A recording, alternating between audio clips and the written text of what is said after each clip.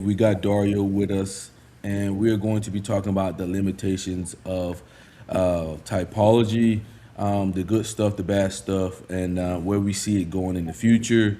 We had what actually made me do this PowerPoint breakdown was I had one of our loyal members. He asked me, he said, Mercer, like, why is it that people can use the same model, the same definitions, and then come to different results? So you asked me a tough question. I'm gonna sit down. I'm gonna think about it. I'm gonna make something up, and we're gonna try to explain that today. We got a lot of definitions that I think if you're strong in science, you should know, but a lot of people don't know. So it's important to know these definitions, especially if you're gonna spend as much time as you guys have spent in type. It's going to be interesting to see what Dario has as well, because you guys know Dario has a lot. He's been in the tech community, what, 25 plus years, Dario, since you were like 25? No, since 19, I got certified in MBTI in 1994. And I think I was first introduced in 92. So that might be before some viewers were born. But yeah, Yeah, that's like 30 something, 30, yeah, 30 plus years, right? yeah. And I worked pretty closely with Linda Barons from 94 until around 2006 or 7. And we still talk to each other and stuff. We just haven't worked on any joint projects for quite a while. Well, Yeah, yeah. Linda's retired now anyway. Yeah, I think she said she was thinking about finishing something else where she can't get past her cat or something like that. I was like, she's happy, man. That's the most important thing is that she's happy. But yeah, guys, so we're gonna be breaking that down today. There is a lot of stuff you should know about typology, and some of the hard things that people disagree about. So we're gonna try to address that today. And you guys can ask any question. We will get to them eventually. One Dario may answer it. We shall see, guys. But let's go ahead and get into this. And guys, we're doing this live. We're doing this live, so shout out to that. And thanks, Dario, for coming on. T, you ready, man? Yeah, I'm ready. All righty. T, I'll take the first one, and then you can go to the second one or whatever. And Dario, feel free to interject anything as we say it, okay? Mm. Feel free. All right, so this is the slide. I mean, limitations of typology, right? So there's some definitions that you guys gotta know. It's kind of crazy that a lot of people don't know these. But what's qualitative? Okay, it refers to the study of qualities, meanings, patterns, experiences, or characteristics that cannot be directly reduced to numerical measurements. So there's two different things here. There's qualitative and quantitative. Qualitative doesn't mean it's not scientific, guys. It just means that it has a bit of interpretation attached to it. A lot of people do qualitative work, especially in like therapy, like different sciences use it. I sometimes we use it at our job as well. That's more like the subjective test, which we honestly try to get away from because we want to standardize our results. Like for instance, some of the tests that we do for the microscope, right? It's qualitative. So like Mercer will look in the microscope and then he will describe what he's seeing in someone's red blood cells or whatnot. That could be different from my coworker. So that's there as well, right? So that's something you want to be aware of. But then there's also the quantitative side of things. So it refers to the study of using numerical measurements, statistical analysis, and mathematical models. This is probably the gold standard when it comes to research. I don't think you can get around this. I think in the future, I don't know, Dario, maybe you could talk about it. Is there any way that we can get quantitative in type? I mean, that's the whole point of the Myers-Briggs type indicator was a first stab in the 1940s, and really she started before that. Like, how can we do this? And at the time, it did meet what were considered pretty rigorous requirements. And then by the 1990s, it had to be the MBTI was completely reworked. Many people don't know that, and based on new standards of statistics. But it's very common in science to say we need to start with a model of some kind, and then that is going to set up like what kinds of questions we ask, how do we design the assessment. So I would say there's always like a back and forth between the two. And the challenge, I'll just say one more thing, the challenge is that you don't fit the functions or modes of consciousness, and scientifically we don't know what consciousness is, and we can't really measure it. Yeah, yeah, yeah. It makes it very tough to get a quantitative result. I do think that my thought process is the more brain scans that Dario is able to compound, the more likely he's able to make more correlations and more correlations. I think probably statistically, he's pushing in that realm, and I think that will help a lot for type. I don't know, Dario. What are your thoughts on that? Well, the first round of research I did was really just finding a statistical relationship. So you couldn't say based on this brain, this is what type I'm doing, but I was also using somewhat limited equipment. Um, by the way, I'm getting a lot of feedback. I can hear myself repeating. I don't know if there's a way to turn that off. Yeah, I hear your voice kind of like echoing in and out. I don't I know. was just gonna say, I was just gonna send Mercer a message. Yeah, I wasn't sure if it was just me. Yeah, I'm hearing a big echo on Dario's voice. Yeah. So I the good news is there are other people who've been doing brain imaging. For example, there's also a gal who has been doing genetic studies, in addition to the Minnesota twin study, which used MBTI and was that's some years ago. But there's a really nice paper I just want to mention. It's a neuroimaging study of personality traits and self-reflection, and this particular paper explicitly mentions Jung. This was 2019, and they really validated the independent existence of sensing, intuiting, thinking, feeling as four different cognitive styles. They didn't go any deeper or get any deeper than that, but to simply say that there are those four, that they're distinct, and that they cover the range of the results that they got, I think is very, very nice right there. So we do have, that's not my study, this is other folks. But we do have that kind of research, and I expect going forward in the rest of this century, we will have more. Yeah, Okay. yeah, pulling up the study there. Yes. Oh, you pulled it up. Yeah, let me here. I can reference the folks where you know what an easy way to do it is. I will just briefly.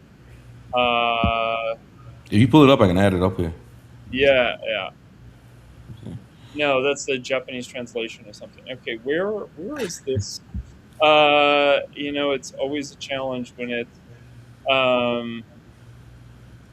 practitioner resources. This is where it is. Okay, so this here, this paper in behavioral sciences, which is no slouch of a place to publish, not at all. And again, this is 2019, and they're talking about the neuroimaging data support the general theoretical hypothesis of four different fold activation patterns associated with each of four thinking styles. And they talk about that. And so what they looked at is material pragmatic, thinking logical, emotional feeling, and intuitive imaginative styles. And this was using fMRI, which I do not have access to. So folks are wondering, like, oh, do we have this? Their method of analysis is quite complex, and I don't have this equipment, but apparently you can actually assess a person's like hierarchy of functions, the four functions at least, with fMRI. And just yeah, I just want to share that's one of the things that is going on. Oh, that's pretty Uh, awesome. yeah. All right. It's pretty awesome. So back to empiricism, back to definitions. It is the view that knowledge should be based primarily on objective evidence, systematic observation, experimentation, and measurement. So this is more of the You TE don't have to folks. slide up. What you say, T? What You you don't say? have to slide up. Oh, shit. The slide. You don't have to slide up. Okay, give me a second. All right. So this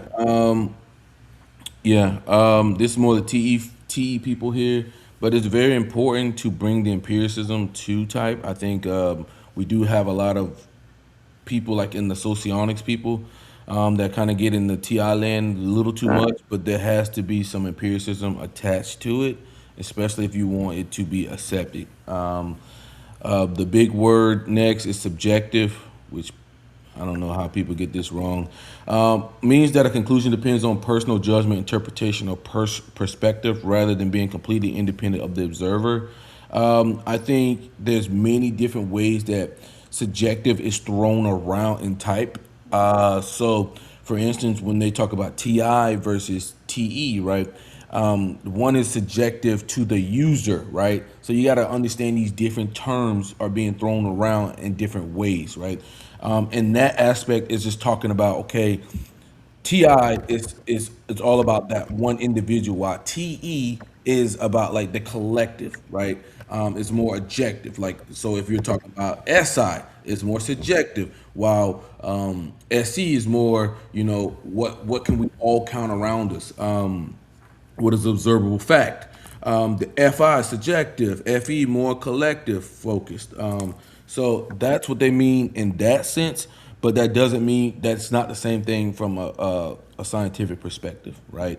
So you guys gotta notice the difference in that, right? So subjective means is like me and Thomas may say that you said something, or we may say something that has a human element attached to it. Like I may say that that might be an I for you. Somebody else might say that's FI, right? Because it's a subjective quality to it. We try on this channel to be as concise as we can, but you have to remember there is always an element of subjective to type as of right now. Until you like get into what Dario was saying there, just saying earlier. Dario, anything you want to say about that, Thomas? Yeah, as my eye wanders downwards towards objective, and I wanted to give an example of how we could mix the two together. So there's a wonderful link which I have I can share that. It's a YouTube video. It's from the British television some years ago, where they had a whole special on Myers Briggs and personality type, and they put together panels. So the show producers, who were not type people, would bring some type experts in, members of the British Association of Psychological Type, into a panel of three people who would blindly or like individually assess that like a participant who would come in asking them questions trying to figure out what type they were. So there's like this sort of objective mental model and definitions that people are referring to, but also their personal impressions of what's going on. But because they're a panel, there's also a measurement that we can actually make of agreement, and because they're letters, we can say how much do the letters actually agree. So if we got two ENFJs, two of the panelists say ENFJ, and one panelist says ENFP, uh, that's actually remarkably convergent. Never mind the eight functions, just looking at it that way, that's remarkably convergent, and that is something that is more objective in nature, or at least measurable and quantitative. And that's a very nice. That's an example of how we can do assessment. A different example is like a 360 evaluation. It's not what do you think your type is. It's like what do all your coworkers or your family think your type is. Not sure what your type is? Ask your mom. Um, she probably has had the good point of view, maybe not correct, but a point of view at least, and your coworkers as well. So there are ways that we can bring in quantitative stuff. It's not just one person trying to profile another person. That really is like a very narrow example of how we can do type, albeit a common one. Yeah, yeah. So moving on. So objective means the conclusion is based off observable fact or measurable evidence and does not depend on personal opinion, beliefs, or interpretation of the observer. That's the ultimate goal people want to try to get to. It's very hard in psychology as a whole. I think a lot of the psychology studies, I think that reproducibility is, I want to say, a lot of them redid a lot of the stuff, and I think it's less than 50%. So that's a little scary. If you know you're putting out research and then somebody cannot reproduce that same research that you put out, but that's a big thing in the psychology sphere as a whole. So that's also another thing that we as on the typology are under, right? To be aware of. I'm sure Dar, you know you're pretty aware of that, right? On the Yeah, reproducibility. I mean, it's a problem that plagues all of social science. That even stuff that looks very quantitative has good p-values and all of that. It turns out it's not reproducible. So just somebody because somebody published in such and such fancy journal and did a study actually doesn't really mean anything. It's just a start. And I would say there is a tremendous amount of published, including peer-reviewed data around the MBTI, specifically using that instrument, which one can go look at the Milo database, which we'll talk about later. Um, but it's difficult, and so there's this quote here in the comments from Jung that he realized academic psychology aspired to be extroverted thinking culture. That's very true. And I would say that's emblematic of why experimental or academic psychology and counseling psychology basically they're two very different divergent branches of psychology that don't even really talk to each other because all of that stuff they do in academic experimental psych is really hard to port over into actual clinical practice and vice versa, and probably why type remains very popular in domains like business, because those are not even just individuals; those are sort of at the organizational level. And you want to know things like, oh, what are people's different gifts and preferences, and how do we manage people? And it's difficult to do research on groups. Like that's just sort of the way it is.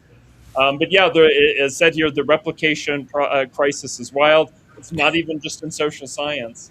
And I'm not surprised, being in academia for some time, that there would be somebody at top university, Stanford, NYU, UCLA, whatever, and they do a study that they get published in a top journal that maybe tapped 135 of their undergraduate students in a class. And they set up some experiment and got a certain result. And I'm like, that ties into the acronym WEIRD. And it's like, even the people you tested are not emblematic of the population. And those things can actually get like a huge amount of publicity and honored as something valuable. And then, of course, there many of those things are not replicatable. Yeah, yeah. That's one of the things now is you gotta be very careful with a lot of stuff. I recommend the book How to Lie with Statistics. I think that's a very good book to like learn. Read because it's got a lot of stuff that you want to be aware of with that, you know, roll around statistics. But the big definition here is qualitative inference, right? That is usually what people are using in type. Is a conclusion drawn by interpreting observed patterns, behaviors, experiences, rather than directly measuring the underlying construct. So the construct for us would be the cognitive functions. We have no way to directly measure that, guys. So what we're doing is looking at a behavior and assigning from a qualitative inference what cognitive function we think is existing. Okay, that runs into subjective territory, guys.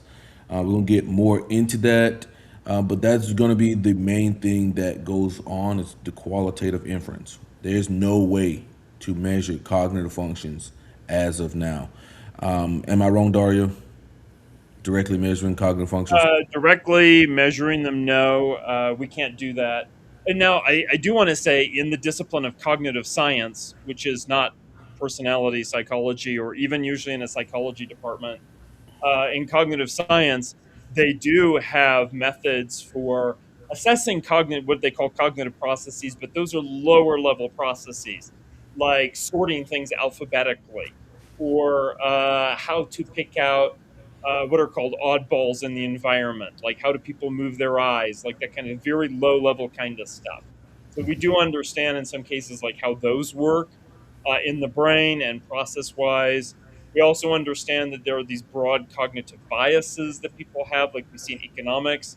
When people are given large amounts of money, they behave very differently than with small amounts of money, even when the percentages of money are exactly the same. There's a lot of like marginal areas, but overall, there's no way that you can just go and come back and after doing something and measuring, like you're measuring colors or you're measuring weight. Like we don't have that. And that's I think that's okay actually for right now. I mean, I know some people feel frustrated, but I don't know if I want those tools in the hands of anybody either. Yeah. Yeah, yeah, yeah. I think that that's one of the big things in type is, it's best fit type, and people don't want to just, they want to say I am this type, but it's like best fit, bro. It's like best fit.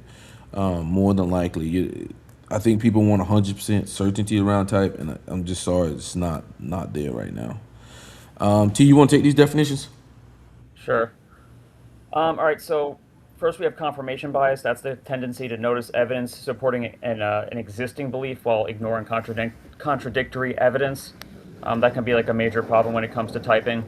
Like if you're approaching, somebody with certain like presuppositions about like their type, for instance, it's gonna influence like your opinion or like your view of what their type is. Like I think you're gonna be less open to like new information, less open to changing your mind, which could be problematic. I don't know if you want to say anything about that.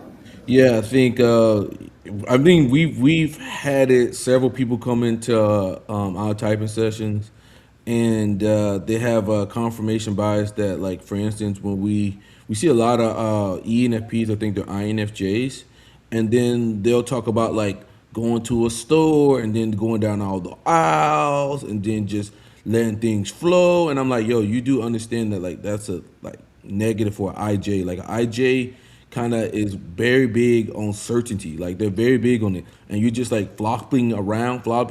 Like that's NE shit, man. That's high NE or SC shit. Okay, so it's like they don't even notice, but since they've already had this idea that they are an INFJ, anything you tell them, they're gonna go searching for what an INFJ would say or do. Or validates their presupposition, Yeah, basically. yeah, And while it's almost like a like blinders, like they get tunnel vision to like anything that contradicts like their Hmm. yeah, belief. yeah. And I think also that if you say something, especially in psychology, your brain will start looking for it. So you gotta be very careful for that as well. Hmm. Yeah. So Yeah, like your brain, I if you, think that there's also a tendency to, besides the obvious things like, oh, I want to be this type because it sounds cooler. There's a tendency to focus on what stands out, and so there are moments, of course, all of us can and do use all eight functions.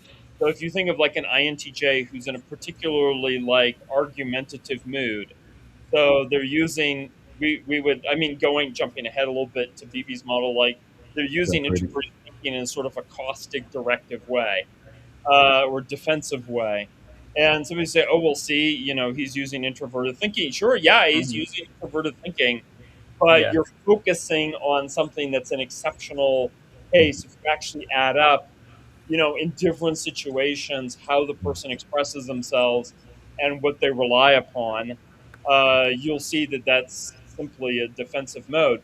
But a person might think, like the ENFP who discovers type, is then probably is a good chance when they start to introvert and self-reflect that they're using some function which is not extroverted intuiting at first, because they're engaged in self-reflection because that's what the model is about.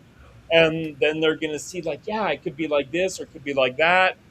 um, or they're focusing just on that experience in that moment. It's like when I go to teach. So when I'm in the classroom, students would think, especially at the very beginning, they're learning type. They're thinking like, oh well, okay, I can get some extra credit. What is Dario's type? It must be ENTP. Get things going, theorist. but that's not me most of the time. That is just me doing a performance. But let's say I focus on that and say like, oh, but that's my best me, so that's me, and the everything else is just sort of like not interesting.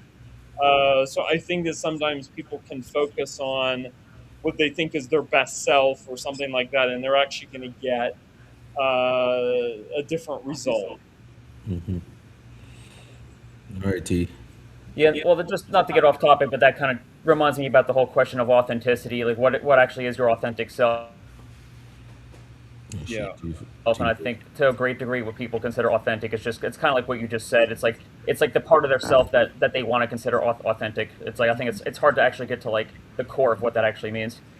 But all right, so next is reproducibility. That's going to be the ability for independent researchers to obtain the same findings when repeating the same study. As this like pertains to what we do, I think that's why it's very important to have have definitions that everyone agrees on, models that everyone agrees on, because otherwise you're going to be talking at cross purposes Oh, shit. because if you don't agree to definitions, like how are you supposed to reach the same conclusion? Because you're basically you're starting with different premises, you're following different a different process. So of course people are going to reach different results. So like I think we'll talk about this more, but that's why it's very important to have clear, precise definitions and metrics that you're using to determine type, Yeah. rather than arbitrary stuff that can be you could just bend it whatever way you want to make somebody's type what it is or what Hmm. you're calling it. Yeah. Yeah, that's one of the big things for me. If we can't get on the same goddamn definition, if you say a square is a circle and I say a square is a square, we ain't talking no more. There ain't nothing I can change in your mind. I'm just gonna move on. If you say a square is a circle, we ain't got nothing to talk about. Okay, I tell people that all the time, like, cause in the Discord, like, we'll have people come in, and they'll have different definitions, and if we can't agree on I'll try to go down all the way down to the bottom layer with them with the premises and stuff. And if our premises ain't checking out the same, then we might as well just move on because we're never gonna see things the same way. And I think a lot of people gotta, be aware of that. Um, Yeah, and I think that's particularly important when maybe a YouTube influencer or a type service or whatever it is going to help you do profiling, and they're working from different definitions. And mhm. then people get a different type, but they don't say we're working from different definitions. Yeah. And I'm not going to mention who this is, but there is one in particular on the internet, and several of the functions are just defined very differently. And so I'm like, well, then everybody else ends up being typed. Uh, is this some other type? And then that really causes a lot of confusion. I'm not against other models, but just like say up front that these are actually different. Yeah, I think that's very important as well. But I think it's like there's different people who kind of like hijack MBTI to kind of press their own agendas. Mm-hmm. So Yeah, then they change the definitions based off how they can manipulate people. exactly. So you'll see like people's type changing after 2 years of being the same type. It's like that's crazy. Um, it just that's wild to me. That's why over here we go to the sources. We make sure we get the sources definition. Okay, we may expand on our own experiences of seeing the manifest, but we actually go down to the source information first. Hmm. I Now, think that. I'd love to mention something as part of this. First of all, I think if somebody changes their mind around their type, first of all, there can be a journey because maybe the way they grew up, it was in a very different environment, didn't support their type preferences. They had a different idea of who they are. So there's like what's called type falsification and getting out of that. And I think that can result in like a one letter difference, for example. It's I think modestly well known in the professional type community. There are a lot of ENFJs when first learning about type think that they're ENFP, and then you sit them down in a workshop next to an actual ENFP, and they're like, "Yeah, we got stuff in common, but I'm clearly not this type." So I think that is natural. And then Mark Majors, who is a statistician, who is the creator of the Majors MBTI and the for the Myers-Briggs company for a number of years. He said that about, and I don't remember quite the number, 80, 85% of people, you can arrive at their best fit type instrumentally with a high degree of certitude for that, like 85% of people with this like certain set of questions. But he said there is a minority of people that need a completely different set of questions. And so he designed a process to figure out when do we have low or mediocre certainty, and then we can switch the person to the alternate test questions, so to speak, to then, and it might be cultural, it might be interpretive, whatever it is. Like I feel very lucky. The very first time I took a type assessment or test, let's not call them tests, outside of inside please understand me. Like I just like I don't know. The questions all seem really obvious to me, like exactly as they are. I didn't go off interpreting them in like weird ways, but some people do, and it's not their fault. It's just maybe the way they use language or something. Um, so there is like some cases we want to consider, but and it really gets us this ideas. Like I meet people in business who are like, at some colleague, he's like, yeah, I first tested as ISTJ and really related to that, but now I'm thinking ISFJ after a few years. And I'm just sitting there, I'm like, dude, I worked with you every day for the past 2 years. You're clearly an ISTJ and you just have good type development and you're identifying with your third feeling function. But because I was not the HR person in this organization, and the HR person decided we're just going to do the letters, and then that left a lot of people confused around what was inevitably their third function. ESTJ, thinking that they're an ENTP. And once you know the function stack, then you're like, okay, no, it makes sense why people would be confused that way. Yeah, yeah. The multiple models is very very. He said, "I quote I cited from Carol Schumann got moved." I don't know why your quote got removed, bro. I don't know why. Maybe it's too long. I don't know. But T, keep us going. I think we're All reliable. right, so next we have reliability. Reliability is the consistency of a measurement method assessment. A reliable method produces similar results when repeated under similar conditions. Um, yeah, I don't know if you want to elaborate more on that. The thing we said earlier, just psychology as a whole, the reliability isn't the best. But the important thing about reliability is not the best. To you also got to be valid. You also have to be accurate as well because you can still get this. Like let's say for instance, you take a broken scale or something, you can still get the same result over and over, but it's not accurate. So you gotta put that in as well. But it's important for a lot of people to get the same results because in the science community, unfortunately, they're gonna want the same results, right? The empiricism is very important. Dario, anything? Yeah, I would just emphasize that in personality psychology that they talk about traits. The traits are like, even though they're self-reported, they're meant to be measurable behaviors. Type is not a behavioral model. Like we know that three people of totally different types could, with some life experience, training, whatever it is, show the same behavior. That doesn't mean that's the same function underneath. That's why we teach profiling or pay people to do that to help us out to like dig underneath. But the academic psychology isn't interested in that. Like they literally don't trust it, and they're actually not even interested. And they assume when you talk about type that type is a trait model. Like I've literally had a conversation, and I'm like, type is, I just said, like type is not a trait model, it's a preference model, like handedness. And then their brain just immediately, his brain immediately went back to know it's a trait model. And I'm like, there are other things besides traits. So, but I would still say that considering there are 16 types, and the chance alone is like what 6.25%, you're going to get the right type.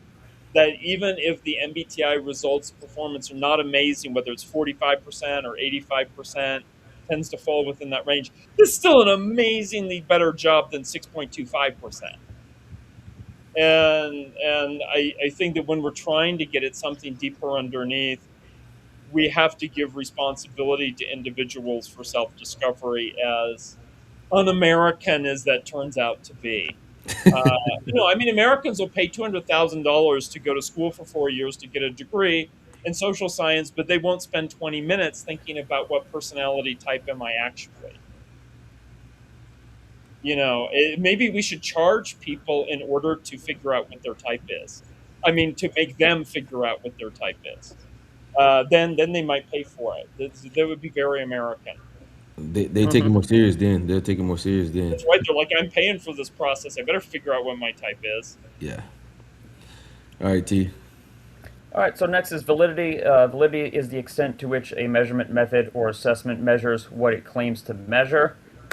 Um, yeah, I mean, with typology, it's again because we're dealing with constructs. We can't directly measure things. Like you don't have like an object like a that you can measure either physically or its weight or anything. They're constructs, and you have to find out. As we talked about before, it's qualitative inference, so we're implying their existence based on behaviors. So yeah, so basically, we have certain criteria or certain metrics that we use in order to infer the existence of cognitive functions. So Yeah, yeah. Yeah.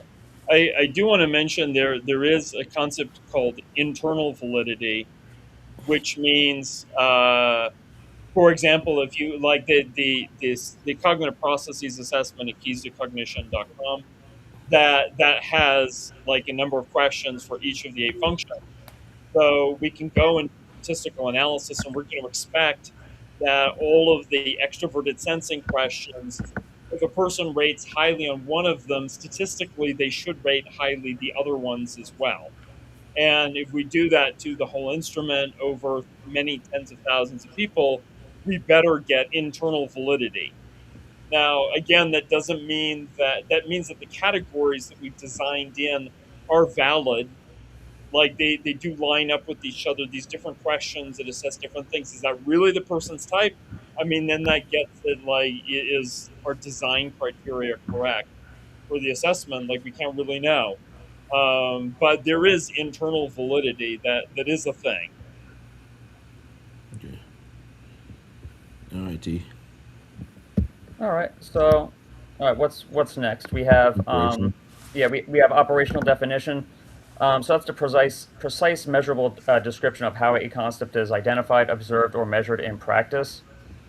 So yeah, I mean, look, we'll keep talking about this, but that's why you have to have very precise definitions of Yeah. everything, the functions, the metrics, like direct versus informative, abstract versus concrete, so on and so forth. Need to have very clear, specific definitions. Yeah, yeah. I think that's a thing. There's what like a problem. Everybody, like we said earlier, everybody's operating on different definitions, and it's like, yo, what the hell? And there's a lot of nuance to a lot of the metrics as well. Like sometimes people can say just someone's informative because they talk a lot, and that's not Hmm. the case. Yeah. Because direct progression can talk a lot because they're walking you through the steps.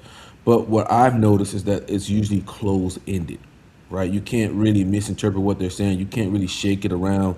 You're not like thrown away. Like you don't know what's going on. Like when a foreigner person talks, a lot of times, like they are giving you something, but they don't really stand on the information. And it's almost like there's an intuitive feeling where they're not standing on this information. It's just like they're just throwing it out, right? So that's important for a lot of people to notice as well. And just like, especially when it comes to type as well, you want to understand your definitions of what you're seeing. Yeah, I'll let T continue. All right. So all right. So we mentioned the reliability above. Well, with typology, like the main thing, one of the main areas of like contention or why we can't get on the same page is because of inter-rater reliability.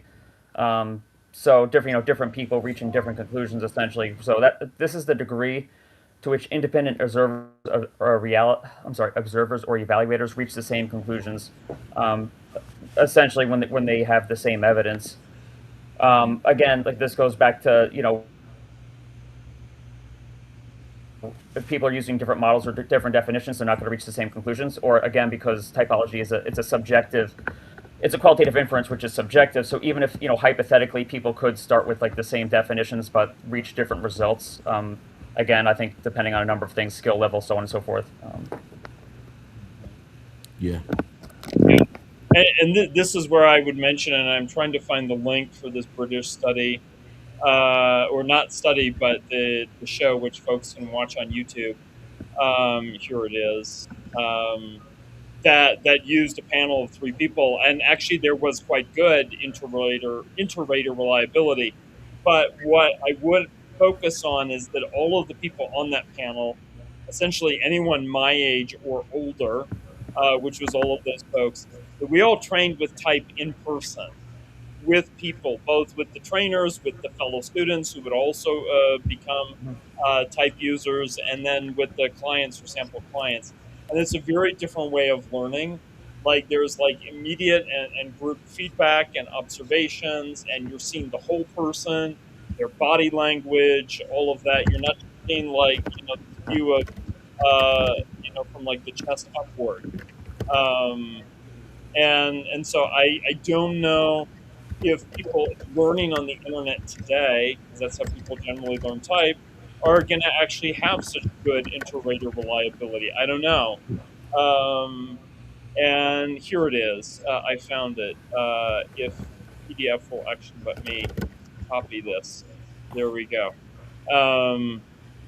But it's and then I just have to figure out where do I type something here? Okay, I see that there's a chat, and Let's see.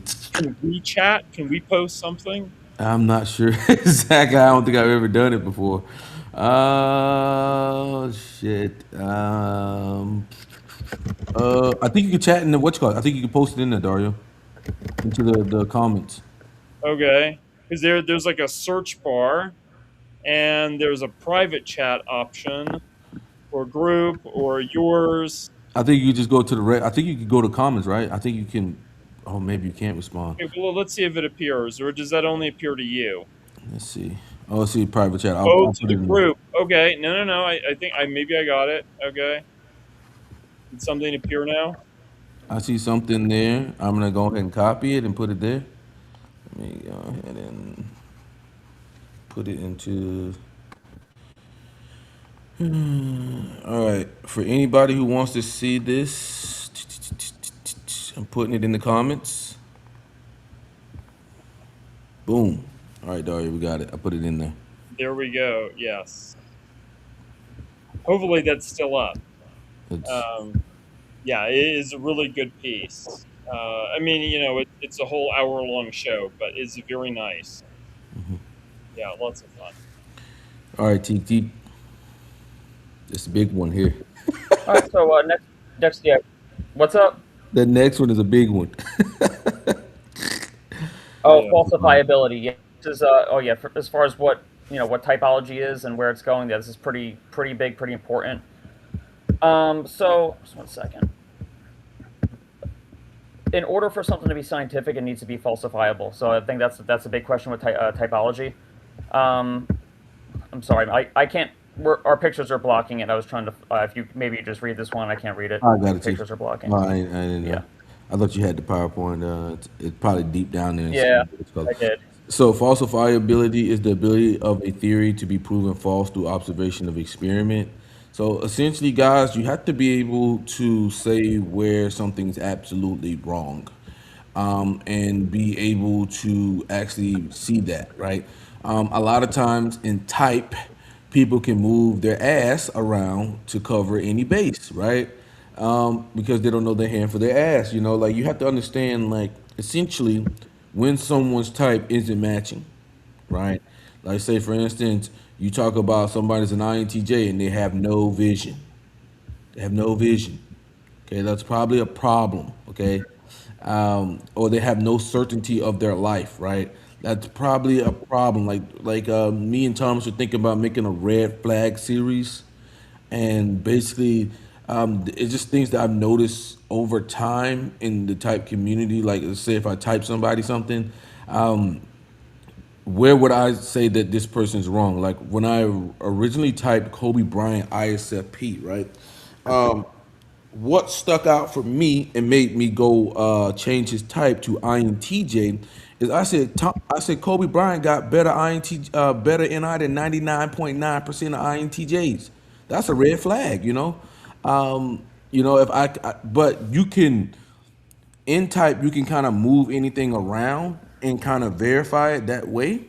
Like for instance, you could say, well, his NI child is doing crazy things that you've never heard of, and it's like, I don't know about that.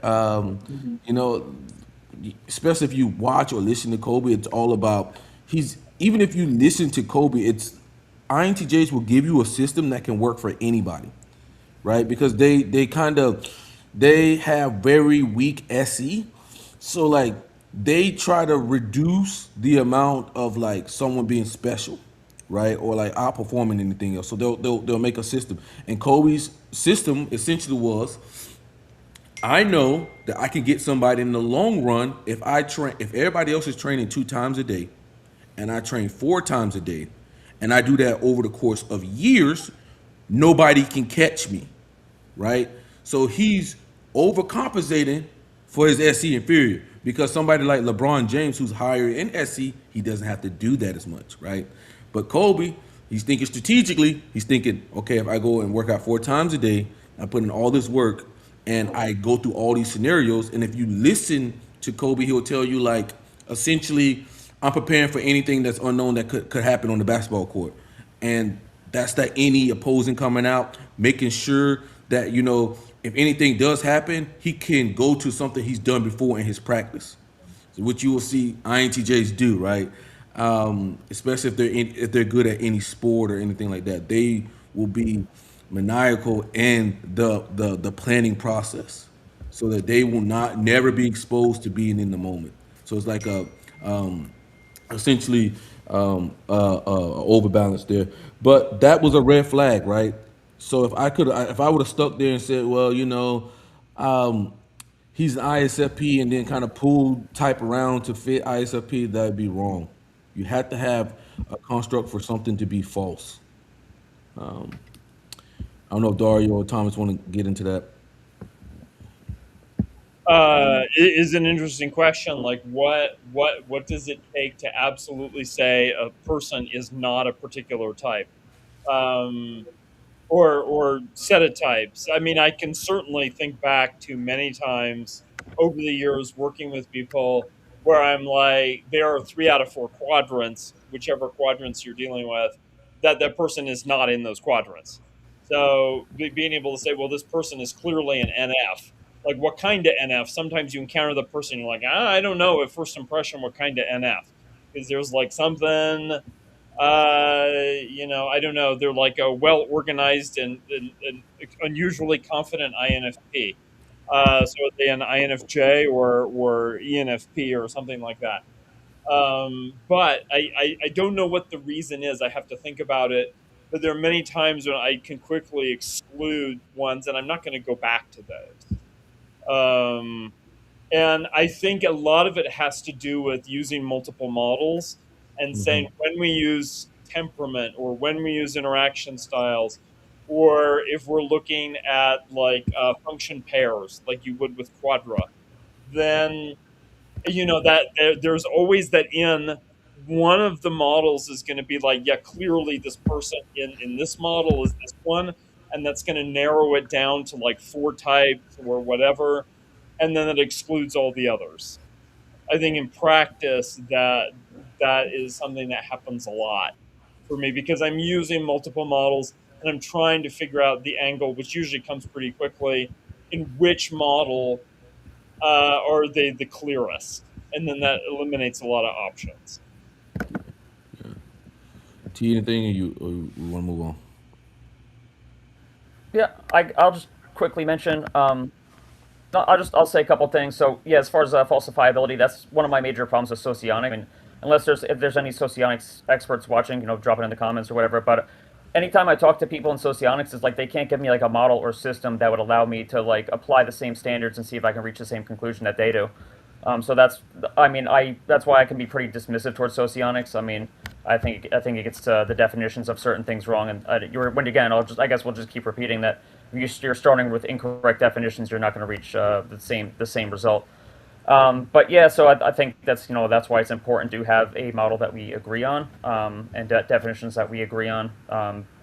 Because where there's no wiggle room, because again, if there's wiggle room, then you venture into unfalsifiable territory, and there's not even a chance of it being scientific. In order for it to be even potentially scientific, that'd be falsifiable. Yeah. Yeah, whenever you're pulling things around, saying this person cognitive transitioning, or like this person's in the shadow, or Yeah, all of that, you're going into a realm where things become unfalsifiable, and yeah. if you're going into that realm, it's deviating from anything scientific at all. And even like the whole jumper thing, like the jumper theory, it's like we know certain people can kind of prioritize their child function, but certain people will look at, instead of looking at the core type, they look at the developed version, and then and again, we've said this about socionics. It's like they're looking at the developed version, not the core type. We're trying to get to the core type, but like when you get into this jumper theory stuff, it's like they're saying this person's a different type based on development rather than the core type of what they actually, their best fit type, we would say. Yeah, yeah. Yeah, and I would say that once there's like two levels to type, broadly speaking, and there's the level that you're going to use, which is going to be to some extent key to your individual level of competence, wherever you are, where you can say, like, yes, I've arrived at this person's type preferences. And then there's another deeper level where you can accommodate things like looping or jumper or shadow functions, but you Yeah, only apply those after you've arrived at the best fit type. hmm, Those are there's like the profiling level, and then there's the therapeutic level or like coaching level. And a lot of times, I mean, this is how Linda would do it. She's like, because she didn't, unlike most people on the internet today, certainly she didn't start with eight functions. I mean, she's aware of them, but she used temperament, interaction styles, preferences as like three main things. Probably preferences the least. Um, and then she was like, then when we arrive at the person's best fit, and she used whole type because every type has themes that are just unique to that type. Just like different genres in film have different tropes that are unique to, like horror films have tropes that are unique to horror, whereas like romance films have tropes that are unique to romance. It's like every type has these certain like themes and tropes that are unique to it. So once we arrive at the type, then we can stand back and we can say, okay, let's talk about the function dynamics. I'm not saying I personally don't adhere quite as rigidly to that, but I very much see where she's coming from, and I would advise a lot of people to hold off on a lot of stuff until actually they arrive at best fit, understanding the best fit also ethically, and these are the standards of ethics, that the person can actually nod their head in agreement. And yeah, it's messy, and sometimes the person will change their mind or have low self awareness. I mean, I have somebody who's a friend for many years. He learned type quite quickly, he had no problem typing to people around him, ESTP. For the life of him, he could not type himself. Yeah, if I trickster. He even said so. Yeah, he even said, like, he's like, oh no, this tool is like really easy to use. It's like obvious to me what types people are. But he's like, but for some reason, I don't see my own type. Like, Dario, what type do you think I am? Yeah, if I trickster. And I'm like, how could you not know what type you are if you can type people so well? But that's exactly it, right? So that we're making the observation and saying this is the situation, and then we can step back and say, like, maybe this like extra explanatory level will be useful. Which is why I wouldn't just look at the functions and say, well, this person's using a lot of NE and TE, so they must be. And I'm like, no, like you can't just use the functions because people use the functions in all different ways, contextually, developmentally, whatever it is. I'm not one of those people who says just use the eight functions. Like, no, no, no. That's something that's a little bit more afterward. Yeah, yeah. I think for us here, we use eight function model. We use temperament interaction styles. We use the core needs, core values, We use like we call cognitive fixations, just like the IJ, IP, stuff like that. So we reference several different models here.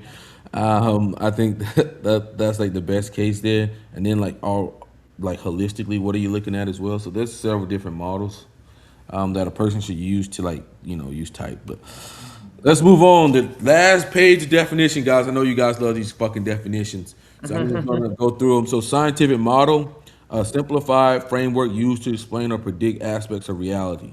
Okay, so type falls under scientific model, guys. It does not fall under scientific theory. Okay, scientific model it does, but scientific theory does not. Am I correct, Dario, with that? Yeah. Many people think of the word theory meaning a hypothesis, but in science, theory actually means almost the opposite end of the process. That this is Yep. the thing we've arrived at that we feel quite confident about. Hmm. Yeah, yeah. So a lot of people don't really understand the difference here. So I'm gonna go ahead and read that again. A scientific model is a simplified framework used to explain and predict aspects of reality. That is what type is doing. Okay. A scientific theory is a well-supported explanation that has survived repeated scientific testing. Hmm. Okay, guys. So we, as typology, are in a scientific model, not a theory. Okay. This I thought was very important to put is best fit type because people, for some reason, like to say I am X type, whatever, and I don't think that is necessarily the best way to go about it because not every type is 100% congruent with another one. Well, I mean, like you have INTJs that have different experiences, different development, different all that stuff. So they cannot look like the textbook INTJ, as you would say. So the personality type that's most consistently explains the available evidence while remaining open to revisions as new evidence emerges. So that's the best fit type. And then I put Dunning Kruger effect, cognitive bias, where people with limited knowledge or competence in a specific area greatly overestimate their own abilities. I think that I've talked about it before in the typology community. I think it's easy enough for somebody to grab and run with and use so easily that they believe they're better than what they actually are. I think if people had the same experience that they had in type in chess, they would know that they fucking suck. But for some reason in type they don't really notice that. Like you'll see people arguing about something and they don't even know what NI is. They don't know what NE is, right? They don't know a function model. They don't know interaction styles. So it's like, well, what the fuck are you even talking about? So it gets a little crazy. Like when you tell somebody, like, okay, if somebody's an NT, then they should be core values and core needs is competence and mastery, right? So you should be able to pinpoint competence and mastery in them, right? Like you'll see me, Dario, Thomas on this panel explaining these things to you. Obviously, we care about competence, right? So that's like something you want to track. But most people don't even fucking know that shit exists. Or like SJs with belonging and stability, right? They're very important. They're very much searching for that, and they question that a lot, right? You can kind of see them kind of act crazy when stability is interrupted or their belonging to the group is interrupted, right? While NT probably don't give a fuck about that as much. But you'll see them trip out like when the competence is not there. Like I was training a coworker and she's an INTP and she looked at me and I could see her about to cry because she said, "You think I'm incompetent?" And here I am. I got the lie. I got the lie so this woman don't cry. No, you're not incompetent. But my energy always tells people that if I think they're incompetent or not, right? I don't really like to tell people too many times something like that. It fucking annoys the shit out of me.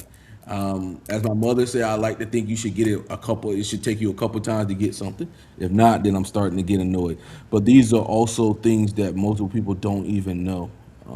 But they want the thing about a lot of people. They want their opinions valued, but they haven't put in the work to have their opinion valued. Daria, anything you want to say, Thomas? Yeah, I'm actually going to respond to this. Is a good point from one of our audience members. When people type, maybe we should use percentages like 80, 95% chance of this or that, or 10%, 5%. So the funny thing is, in the MBTI, the score that you get for each dimension, like say sensing, intuiting, is not a trait measure, it is a confidence score. So, like, how confident are we that you're an intuiting type? Yeah. How confident are we that you're a perceiving type? Whatever. So those are actually confidence scores, or they call it a clarity score, but same difference. Um, and unfortunately, that's not something that is well understood. Now, the nice thing is when we're using multiple models, so we have maybe there are some questions that are around the eight functions, temperament, interaction styles, preferences, and so on. We can also get a confidence score by saying how many of these actually line up. It's but what I mean by that is if somebody relates to theorist temperament, NT temperament, but on the thinking items that are specifically like thinking feeling items, they rate like that's not very strong. So, or maybe they actually come out as a feeling type. Everything points to NT except that they come out of feeling type. So you'd say, well, we don't have complete confidence then, and we can actually measure that. We can give a number to it. That's what the MPI does. Even though most people don't use the MPI, it does give those kinds of numbers, like confidence numbers. All righty. Moving on, guys. So this is the one of the most important slides on this breakdown here. T, you want to take it or you want me to take it? Um, you take it. All right, guys. So this is like the most important slide for us and what we do. Dario has a different one, so we're gonna look at what he does, but this is what we do. This is why we think people who can use the same system can get different results and where they're getting these different results, right? So we're gonna break it down. So at the first level is so this is a type and inference process. Like we said, type is qualitative inferencing. Okay, guys. So we explained that earlier in the definitions. So you guys should be caught up to snuff. But reality, okay, reality is the person exists independently of your theory. You do not know their type, right? So when someone comes in, or like your coworker or whatnot, the reality is there, okay. It's there whether we observe it or not, okay. The second step is the observable behavior. All you actually have access to, example, speech, decisions, body language, priorities, emotions, and habits, right? So you're going to be looking at these observable behaviors. You only observe behavior, not cognition. Like we said earlier, cognitive functions are a construct. You never actually measure them, okay? You're just looking at behaviors and attaching an inference to those behaviors, right? And at three, you record what happened, right? This is the time where hopefully you're recording the same shit, okay? Because if you ain't even recording the same shit, you've already failed at step three, okay? Example, he mentioned future outcomes 14 times. So if you wrote down, he mentioned future outcomes 14 times, that makes it a little bit more quantitative, right? Because you have attached a certain number, certain value to it, right? That you could go back and you could show. But these are the observations here, like we're talking about, Mercer, Thomas, and Dario talking about competence and mastery, right? That's an observation you write down. This is the most objective part of the process. We hope that's the most objective process, but humans are funny, you know. Sometimes they'll miss that, right? Hmm. They'll miss that Thomas is talking about competence. Like for me and Dario, it should be easy to see, but the person who's there misses it. Okay, whatever reason he misses, so he's already failed that fucking three. Okay, so you can obviously know that he's most likely not going to get to the right type. Then we got 4, right? Pattern recognition. You begin organizing observation into meaningful patterns. Example: future focus, abstract thinking, long term planning. All right, so you're starting to see the patterns, okay, and how they emerge in the data. Okay, you're organizing them. Okay, this is TE. This is a systematic statement. All right, you're starting to compound your evidence here and assign actual things to them. So then you get to step 5, the qualitative inference. You ask, what do these patterns probably mean? So this is the biggest hang up here. I've seen it in other people who use the same model as us, is they may write down or watch the same interview, note the same thing, but take the wrong inference from that, right? T, you got example? Do I got an example? Yeah, for the qualitative inference, I think we had one the other day. One. Well, I don't want to name drop anybody, but I mean, there's the one an example. Jesus.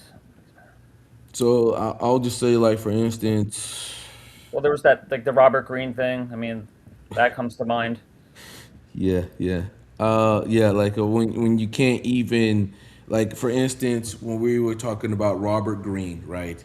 Um, we believe him to be an INFP, right? He had a textbook, NI critic clip, right? And the same people who watched that clip thought that he used TI critic. When TI critic attacks people's information, right? It attacks the logical framework of someone, right? But Robert Greene is talking about he doesn't like people who are narrow minded, that go on one path, who go down one road, who focus on one thing and miss everything else around them, right? So it seems as though he's critical to people going on one path, right? So he's going to be critical of what? NI, okay? NI.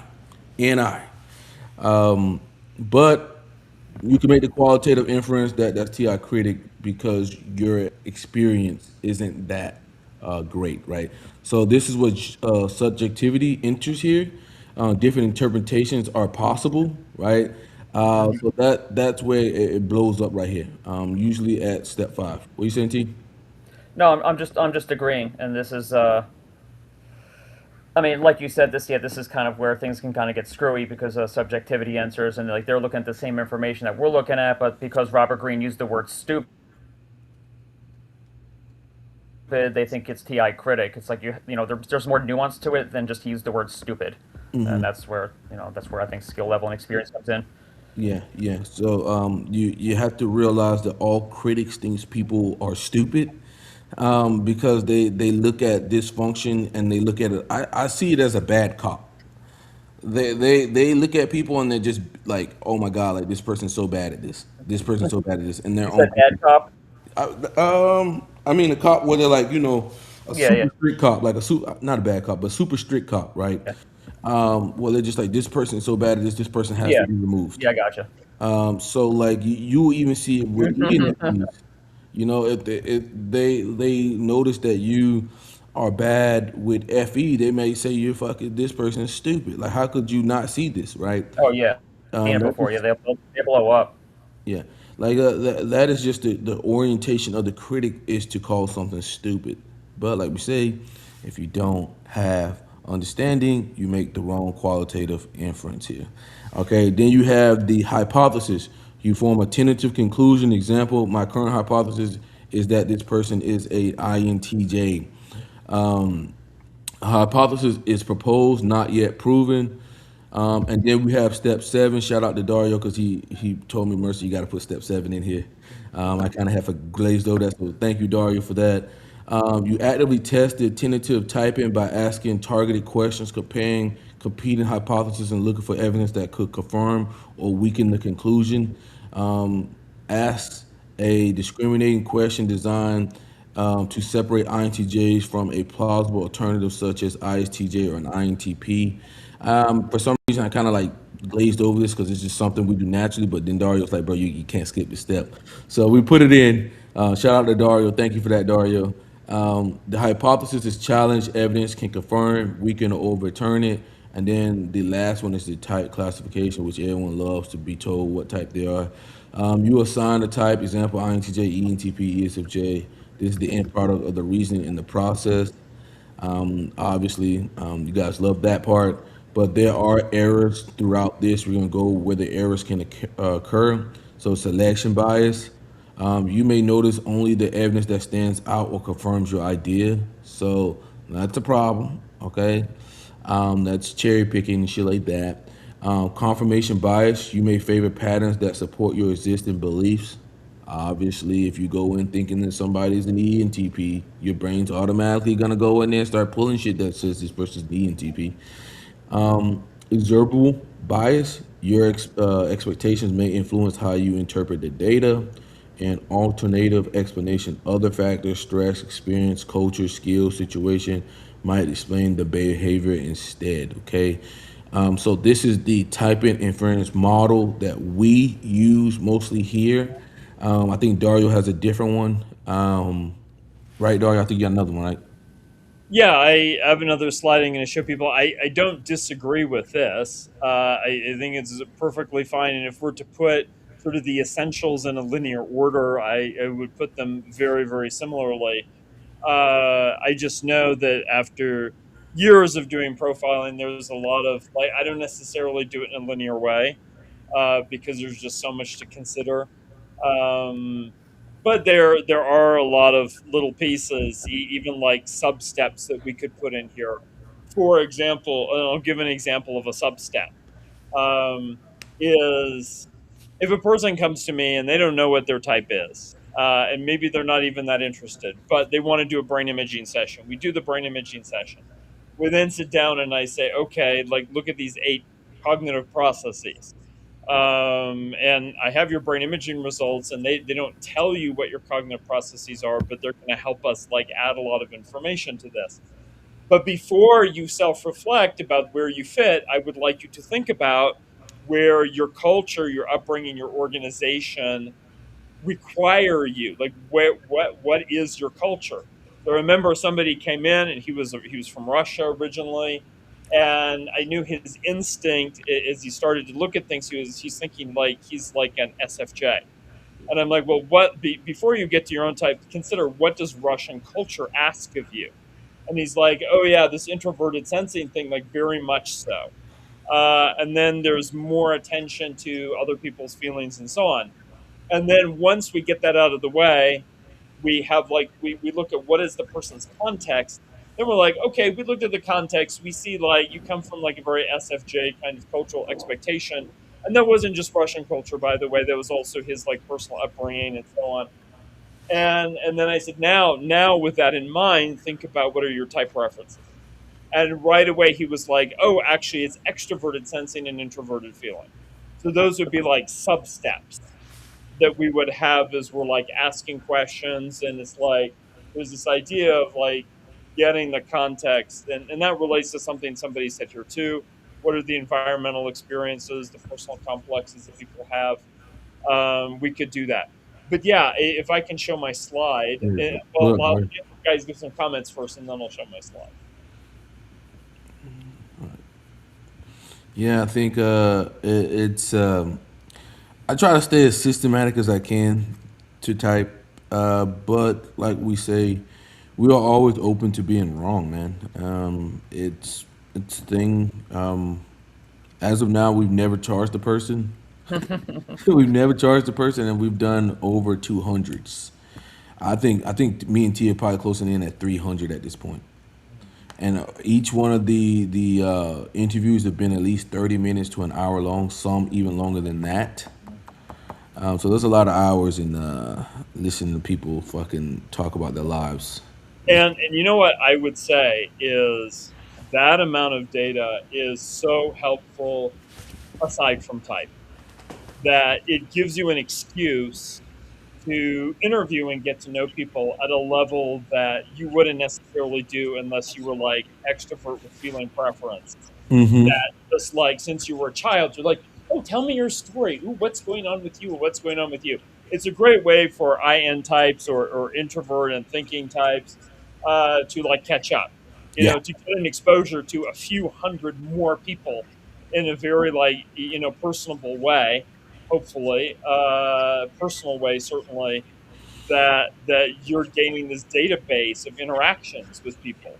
And And I I think it can be very humbling too to realize like, wow, people can be really different from each other.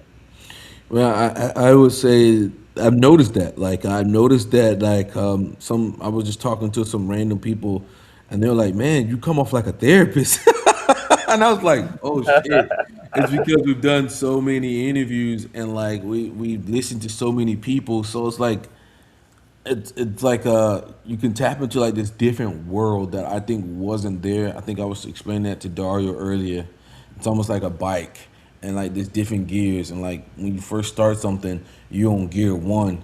But like the more work you put in, like your eyes, everything can see more and do more, and then you're on like a different gear where everything else is like you can see things that you could never see before, in just small interactions. So I'm happy about that. Yeah, yeah. So there's a question somebody has like, are cognitive functions connected to memory and emotions? Um, so what that immediately goes back to in my mind is the work of Walter Lowen. So he was a type person in the 1980s and early 90s. Most people on the internet today, vast majority, have no idea who he is, but he did put out 2 books and some very interesting stuff. um, he proposed that every function uses memory and uses it in a different way, and is connected with memory in a different way. And to give an example, um, introverted feeling would be memory for feeling tones. So I have, as somebody is an INTJ, so I do have introverted feeling fairly high up in my stack, and I have a lot of memory of not the details about the person, like what is their birthday and favorite color and like the company that they work at and like all the. I don't remember all those things, but I do remember the feeling of the person.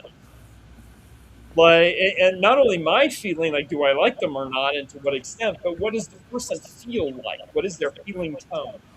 And that's very different from a function that would be gathering and remembering a whole bunch of practical facts about the person, or even introverted intuiting, which has a memory, but it is the collective memory.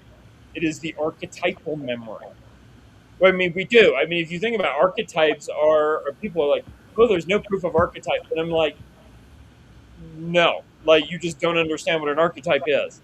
Like the archetype is the continuity of our existence as organisms.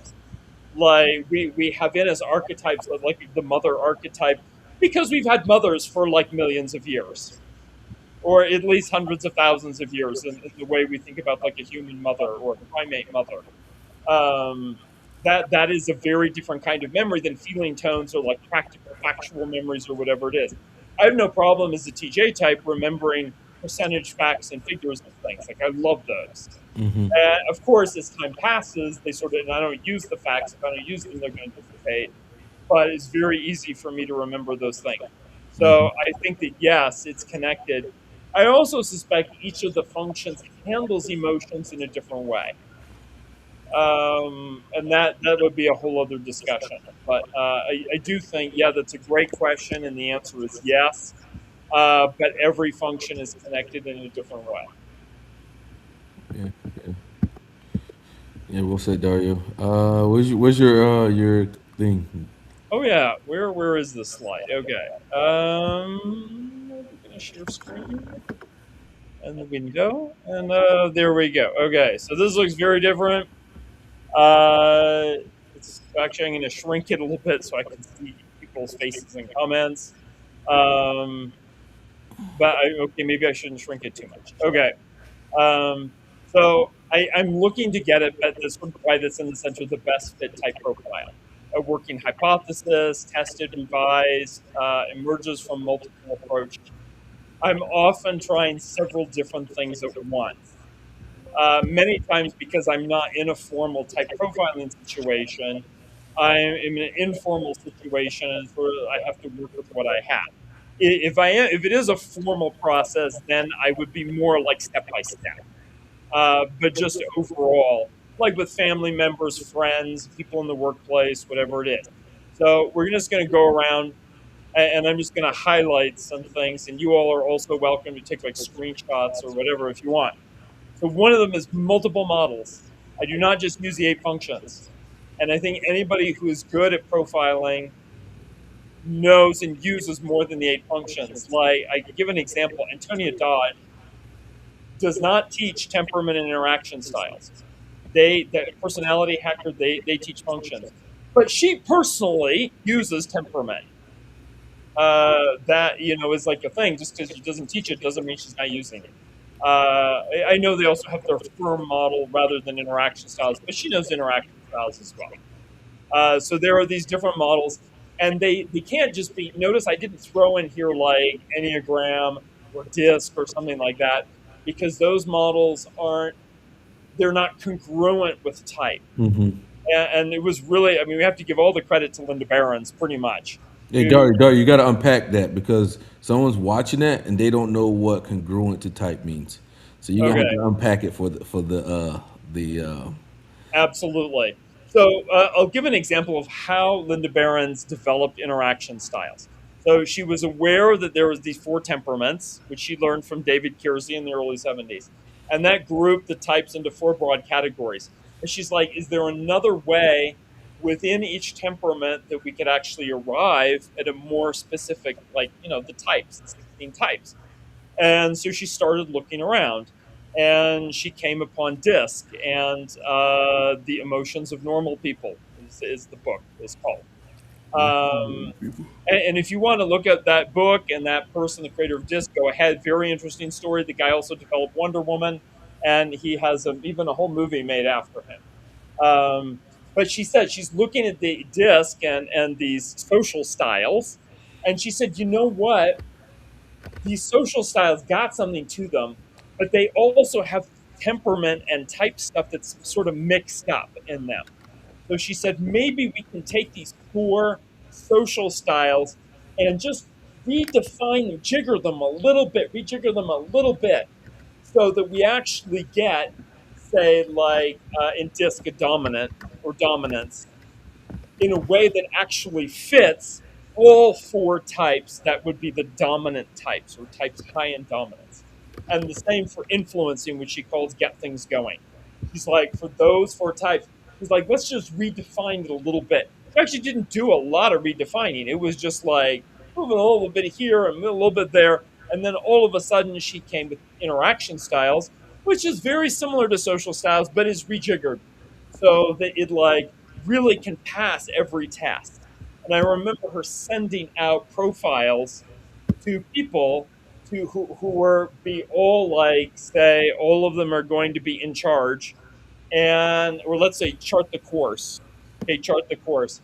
She sent those out to ISTJs. Every ISTJ has got to agree with most of this. Yes. Every INTJ, yes. What about INFJs? Yes, they also agree with this profile. And you know who else is in that category, because we have to cover the SP types, is ISTP. The ISTP and INFJ are so different. Can they really be? Chart the course.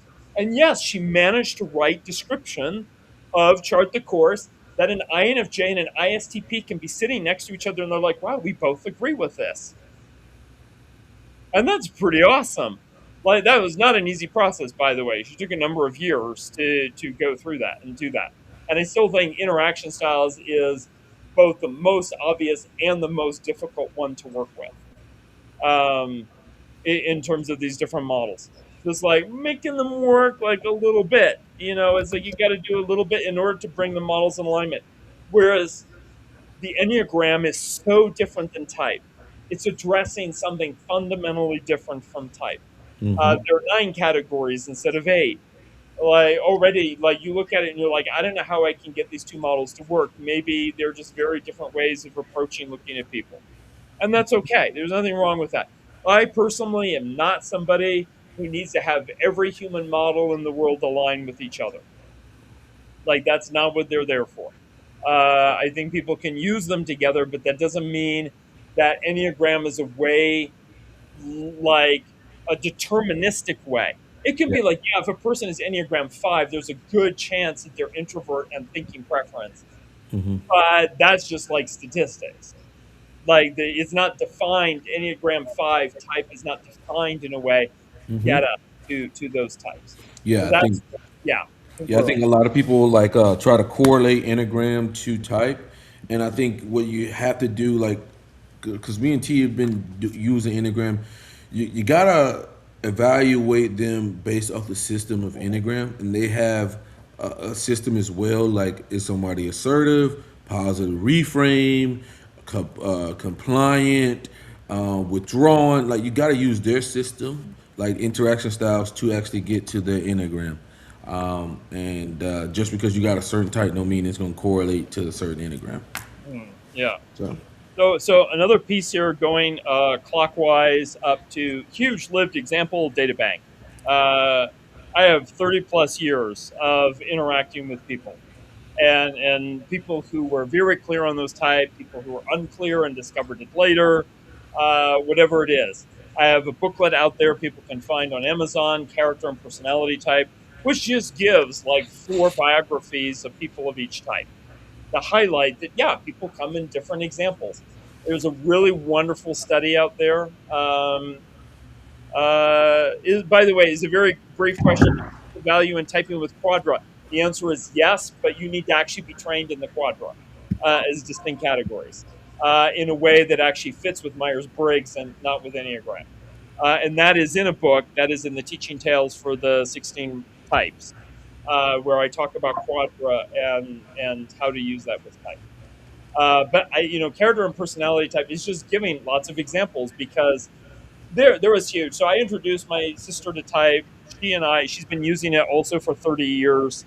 It's so funny. We can just be walking down the street and we're like, oh, look, there's an ISTP.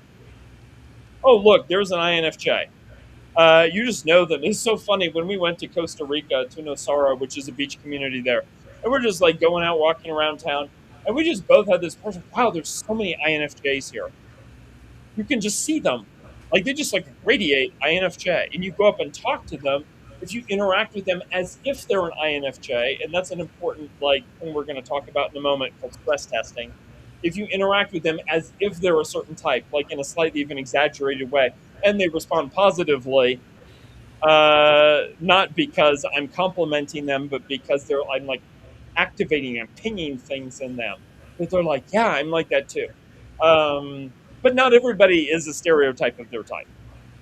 That's like a very you got to collect lots of examples, and there's research out there not to do with type, just on expertise in general, showing that good mental models are great, but having a massive database of actual anecdotes and experiences is what separates many times experts from newbies or moderate level of development in a discipline. So there is that, and right away, then I could be like, and there are times I spent over the years where I'm like, you know what, I'm going to focus on identifying female ENFPs, or I'm going to focus on identifying male ESTPs, and just like and work on that and get to understand like what are the facial expression reactions, like that kind of thing that are typical, and sort of put that in the database. So those two are important points out of 8, and I'm sort of holding those like Shiva, I guess, with 8 arms. Like those are in 2 important arms.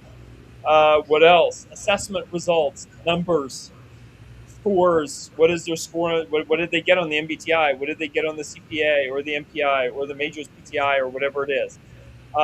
Many times you'll have an opportunity when you work longer with, say, a team of people, you're going to get a 360 feedback. You can do that. What do other people on your team or in your family or whatever think you are? That doesn't mean that's your type, but if you think, oh, I'm an INFJ, and like every person on your team comes back and says INTJ, they might all be wrong, but they have a very consistent viewpoint. So it's like we absolutely now we know what we got to discuss and what we got to figure out from that feedback that's come around there. Of course, I also use brain imaging results as part of it. That is also something quantitative. Um, this next piece, is something that I think um, is going to be is actually hard to describe unless somebody has done acting. Specifically, I mean specifically acting. Um, so I'll give like a little personal example, and then I'll talk about like how you actually learn this skill. So I had like 2.5, 3 years ago, the garage door was not working properly, and also the garage door was bent out, and this and that. I think because my mom in her car like backed into the closed garage door, but she wouldn't admit it. And I'm like, okay, we're just gonna like let it fly for now. So I called the garage people like to come and like get a quote. And I'm interacting with these two guys who come out of their truck. The junior one, immediately I'm like, oh, look, an ESFP. I interact with him as if he's an ESFP. He responds very positively. The other guy, I'm like, damn, I don't know. So I just set in myself, in my mind, an intuitive, like hypnotic suggestion that I am going to wait for the moment where he authentically reveals himself, not his work persona. He had a very well developed as the senior member, the work persona. And I kept dragging out the quotes in the interaction with them. Part of it, because I had no intention of paying the amount of money that they wanted. They think like, oh yeah, he lives in a gated community, he has lots of money. I'm like, whatever. I'm not going to spend like 1,800, 3,000 bucks or whatever on repairing my garage. Um, but I'm waiting for this moment, and I'm dragging it out. And there's this moment where he's sitting there, and he has this little moment of frustrated little boy. And in that moment, I'm like, and there is the ISFP. There is the ISFP in that moment. And it wasn't about gathering behaviors and analyzing them. It was about opening myself to the lived reality of the other person. And this is what I learned in acting class. Like if you go watch a good movie or watch a good TV show, you don't question that the characters feel the way that they do. Oh, this character is angry at that other character. They're not acting. I just want to make that clear. I mean, they are, but they're not. Because those are authentic emotions just in imaginary circumstances. So, how do we learn how to give authentic emotions? It's a technique. It's the different schools of acting teach different techniques, but in Meisner school, which is what I was taught, you you focus all of your attention on the other person. And this has nothing to do with eight functions because I've seen aspiring acting students and people in this class and actors, all of them do this regardless of what type they are. They get into a mode of intimacy. Every type is capable of being intimate. They're just intimate in different ways. Intimacy is like a state of relational being. And you get into this intimate mode with the other person. The other person doesn't need to know, by the way, you're getting into this mode. You're just focusing on them in a certain way that is putting 90% of your attention on the other person and working off of them. And in this state of attentional intimacy, you observe the person as they truly are, past their masks and all of that. It might take 10 minutes, it might take an hour, whatever it is, but you will move past it. And that it's a technique, it's a very specific technique of we're going to call like perceptual intimacy. This guy came up And with a name. yeah, He and came up with that a name out of nowhere. Perceptional intimacy. yeah, and that is there is that moment of breaking through. So when people say, "Oh, I type people by monitoring their behaviors," and then I analyze those, that's also we're going to get to that. Like that's in the circle here. But if you're not also in that state of intimacy, you will miss the person in front of you. And this is my difficulty with objective personalities videos, many videos that they play. And I watch them watching the people and commenting. And I'm like, you are not actually seeing the person in front of you. Well, And I don't know this because I've sat and literally watched hundreds of people interact with each other in a training environment, giving feedback about how intimate is our awareness of what we're doing. well, it And I'm goes like, down to that step qualitative inference. When they Yeah, answer it wrong, completely wrong type. yeah. And so it is funny. So this person here, like INFPs, are at the top of intentional intimacy. Um, yes, but I have seen INFPs can at times be so overwhelmed by their own emotional state that they just can't get into that intentional intimacy with somebody else. Like everybody can have a challenge. ENFJ, you would think ENFJ would be amazing at intentional intimacy, uh, and the which is another way to say it, perceptual, attentional. Um, and the answer is no, because the ENFJ may be projecting that they need to behave a certain way with this person. Like their extroverted feeling comes in with all of the social norms and all of that. It's like, or they're going to be like, "Oh, you're sad. I need to take care of you." No, no, no, no, no. It's not. Your job is not to take care of the person. Your job is to perceive them. Your job is to experience them with any and all of your functions. I've seen ENTPs do it horribly and also do it very well. Like it runs across the whole thing. ESTP can also be amazing at intentional or attentional intimacy, and they can be terrible at it. So, but I do think, yes, NFs start with a leg up, and then SFPs after them. Um, but that doesn't mean they don't have their own shit to deal with that can get in the way is like a big block.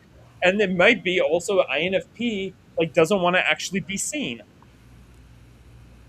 Like maybe they're just like terrified to actually be seen. ENFP loves to perceive other people. God forbid somebody actually perceive them. That would be like frightening. Initially if they're insecure, but the attention is like, no, no, no. I understand other people better than they understand me, which gives them a feeling of safety. And so there's always going to be these like particular blocks. Whereas you would be amazed that there are like thinking types who completely don't get it at first, and then they practice, practice, practice, and then that natural built-in objectivity allows them to then be like, oh, okay, this is what I do in this scene with this person, and I completely become present in this. Like they find their way to it, even though it doesn't come as a talent. So I would say that that's something that can be taught, and it's not something that most people who do type profiling know how to do. They don't get training doing it, and that's okay. That's nobody's fault. It's just the way it is. Uh, the next one I'm going to say briefly because we already talked about it: context and development. I mean, these are classic things to ask. If you can't figure out what type you are and you're talking to a 40-year-old person, rewind to when you were 18. How were you when you were 18? That doesn't work for everybody. It works for a lot of people. Person is part of ethnic minority. Oftentimes the instruction is ask for people how you are at home. But sometimes that actually is not a good question. And it is known among type professionals that you need to take into account whether or not the person is in the majority or a minority, because a minority person is going to experience different pressures. And those pressures could be counter or pro their type. And so just be aware of that. What do you think were your parents' types? Like, let's talk about that. What kind of pressure did you get? Oh, careers. Oh, I see. Like you're a therapist, even though you're an ENTP. You're probably going to have a lot better. The ENTP who is a therapist with experience probably has a lot better listening skills than the ENTP who works as a tech bro. Never met an NT tech bro who had good listening skills like that. That's just not what their profession is about. So taking that to account, and you want to take those into account before or after, but not during the process, because otherwise, then it becomes like you can just make up anything and say they're any kind of type and whatever, like you talked about the very Unquantifiable. yeah stress testing.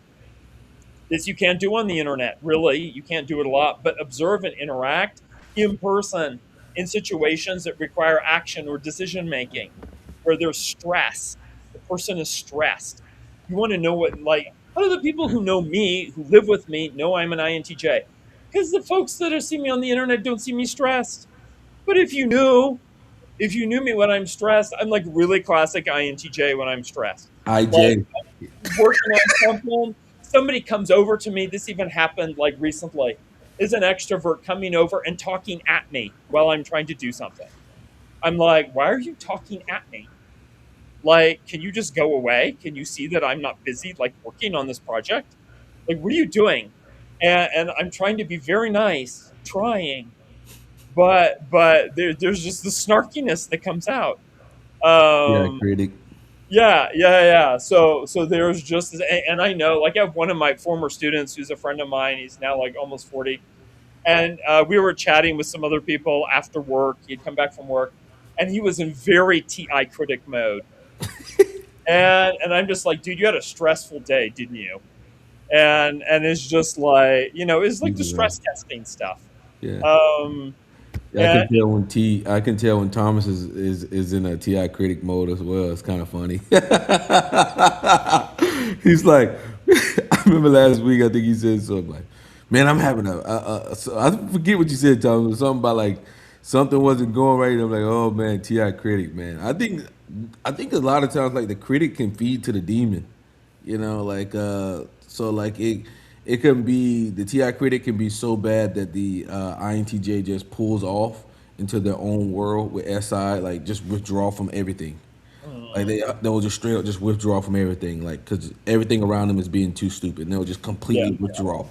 Like And, they'll and just what completely. you know in that moment when the TI critic is activated, or the critic is activated in someone, is they are completely unaware of anything else except being a critic. Being an asshole. Yeah. Like, everything else falls away. Like, they're just in the criticism mode. When you see that And condescending tone come out, you're like, oh, here we go. It's always yeah, a condescending tone. yeah. Hey, and I find that amusing with INTP and INFP, because they're going to be condescending with the function that's my dominant function. So I'm like, yeah, no.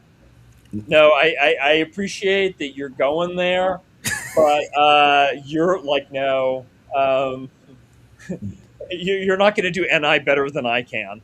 Yeah, My, Uh, my, my girlfriend does that. Like I know how to trigger her because I'll just say, I'll be like, "Hey, what do you think about me living forever?" Whew, I get anti-critic immediately.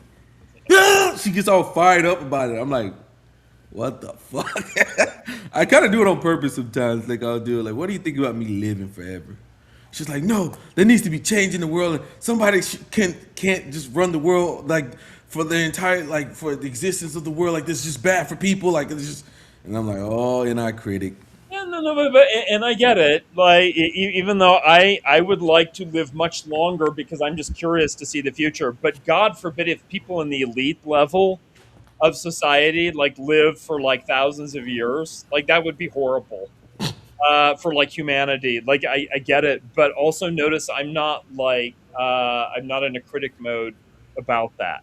Yeah, Um, so there is a question here: which type do I find the hardest to profile with these approaches? The type that I find is the person who's highly enculturated. So that's not really about their type. Is so that, for example, there is a particular way of behaving among corporate executives that a person could be an ENFJ or INFP or ESTJ or whatever it is, and you don't know because they are wearing this executive persona that is like so thoroughly ingrained in them. Because to reach that level and to behave and perform at that level, like, you have to erase yourself 50%. I think it's the same with like elite sports, for example. I mean, if you really dig in, you can figure out what type they are. But off the surface is like, what is their personality type? Their personality type is the elite athlete personality type. Like, they just have to absorb so many cultural things. Is the same. Like, there was a great presentation some years ago. This gal, she was teaching management in China. She was American. She was there for 2 years. She used the MBTI. She said regularly people would come in, 95% of the class would score as ISTJ. And they would act like ISTJ. Now, fortunately, she had them for 10 weeks. And at the end of that, she's like, most of them are not ISTJs. But it's like so hard to get past that because of enculturalization. And that's, you just have to, and yes, and that's where you got to dig past. And that's where something like the subtype and the brain imaging and whatever can help us dig past that, and see like what are skills, what is enculturalization, all of that. Some other things, functional dynamics. So just anybody who's listening, for everybody that you know modestly well, at least, what functions do you use to get along with them?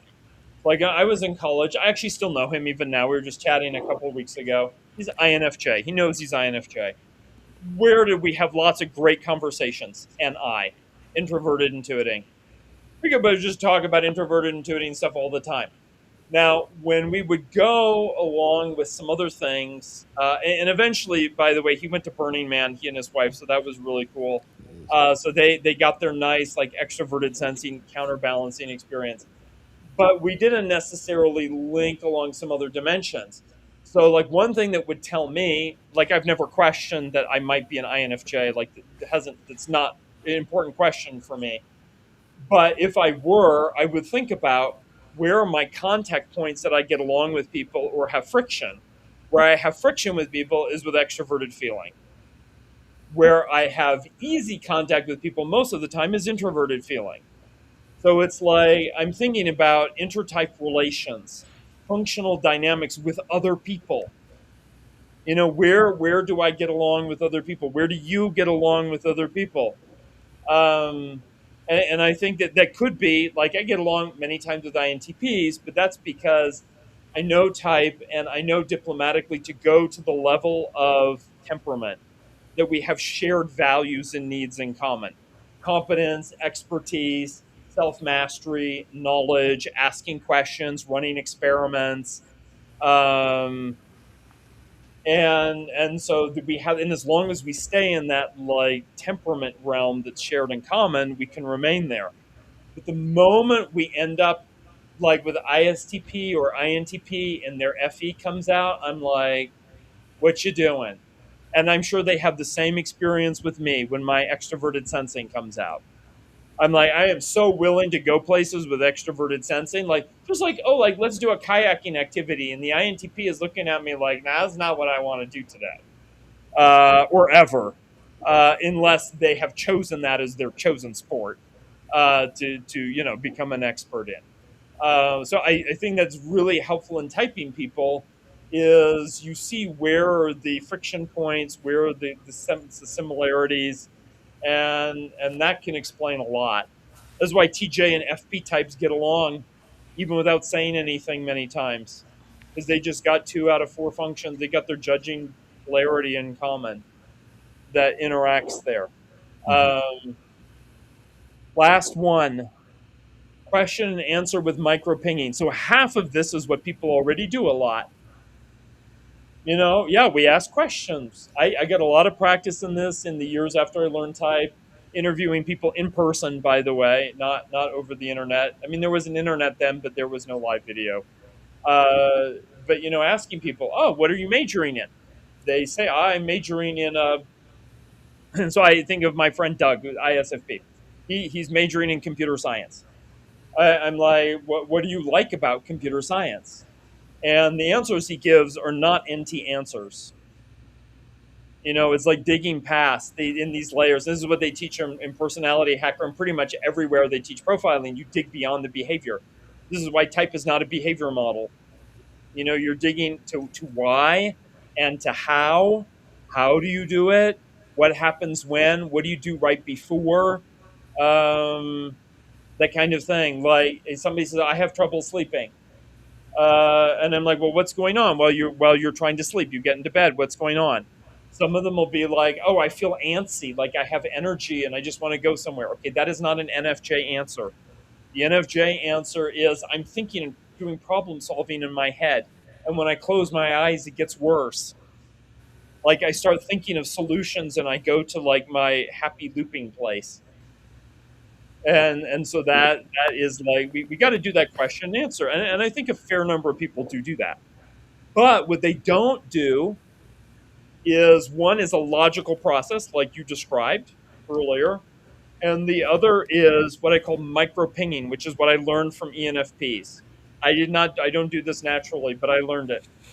ENFP will say a word, And in fact, I even tried this on an ENFP just randomly. Like I'm sitting in a restaurant with some friends. We're like in the waiting area, waiting for our seats to be called, our table. And I see a party come in. And one of the party members, I think, like, oh, that dude is probably an ENFP. And I just say a little bit louder the word magical. And the ENFP looks over at me. Like I just said, like some magic word, which happened to be the word magical.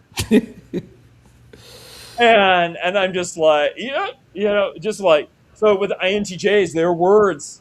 That all of us have words that we relate to. They're not all exactly the same for our type, but there's like a list of 20 or 30 words for every type that are like pretty much 70, 80, 90% of the time you're going to get a response from that person from that particular type, and you're not necessarily going to get it from somebody else.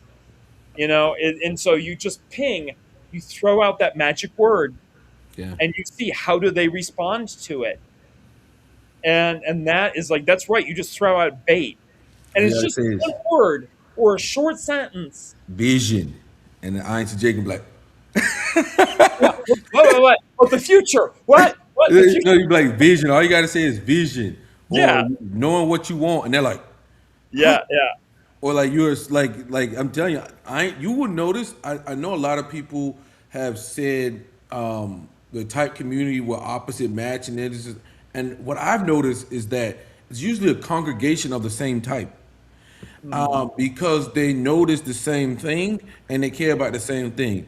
So, you will see an INTJ woman like, hey, this person needs to know where they're going. They need to be productive. They need to be successful. Basically, she's telling you to be her, but in a man. So it's like you got to listen to people because usually they're telling you about their own preferences. Yeah. And I think sometimes the opposite of micro pinging, which is, or not opposite, but is adjacent to it, is another technique, is holding space and allowing the person to sort of fall apart in front of you a little bit and just observe how they fall apart. And that is like, because we're trained to give like the stimulus response in terms of interactions. And I'm not talking about sitting and like like a structured interview. I'm saying like you're spending the evening with some friends and you come back from going out and it was like, oh, let's have some wine. By the way, that's a good time to start type profiling people without telling them that. Wait till they're a little bit drunk, see what happens, what comes out, and one of them starts to fall apart. Like just watch it, just observe, like what's going on and what's spilling out of them, and that is also something that's really interesting to watch. And sometimes what the person needs is simply validation.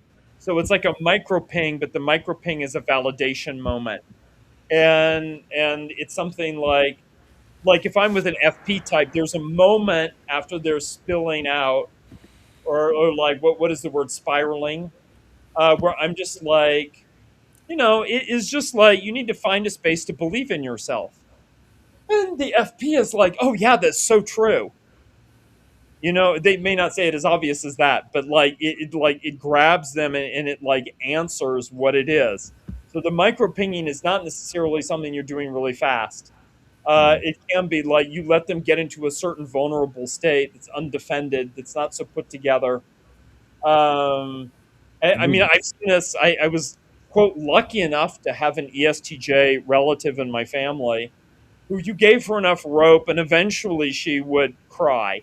It only happened twice in all of the years that I knew her, but and only with the two of us, because I simply gave her space to do that. Her little FI child comes out in the FI toddler, and there's so many secrets. People are like, how do I get an ENTJ to do something? So this rewinds back. Somebody asked a question early on. How do we influence an ENTJ? I absolutely have an answer for you with ENTJ and ESTJ. You wait until they are miserably sick in bed, and then you are going to get that little FI toddler to come out, and the ENTJ toddler's gonna be like, oh, I was so awful one time to that person. I was like such an awful person. I'm so incompetent at such and such. They will never say those things to your face when they're feeling healthy. But just wait to that moment of weakness. Well, yeah, yeah. I think it's generally like someone was saying, you know, I tell a lot of people like the inferior function doesn't get a lot of like wiggle room until like the hero function fails Hmm. or the hero function's vulnerable, right? Yeah. So like in that particular moment, the ENTJ can't be productive or get things done. So therefore, you know, they're reflecting, and because they're reflecting, FI is sitting in the you know the chair right now. Oh, Daria, you finished? Um, I was just gently transitioning us to yeah, wherever we need to go because I'm aware that there are more slides and we have more questions. But just yeah. keep going. Keep Yeah, yeah. responding. But generally speaking, like if NI is going good for an INTJ, you're not really going to hear them talk about SC inferior. But the second that NI fails to prepare for something, then they're in like, oh my God, like I gotta start living more. I gotta start doing more. But you gotta that hero function has to fail, and it has to be in a vulnerable position, and then you can get people. But when you're talking about the pinging thing, I usually like I've gotten to a point where I just ping critics, right? If you want to ping and see if you're dealing with an INTJ, just say something that you know is wrong.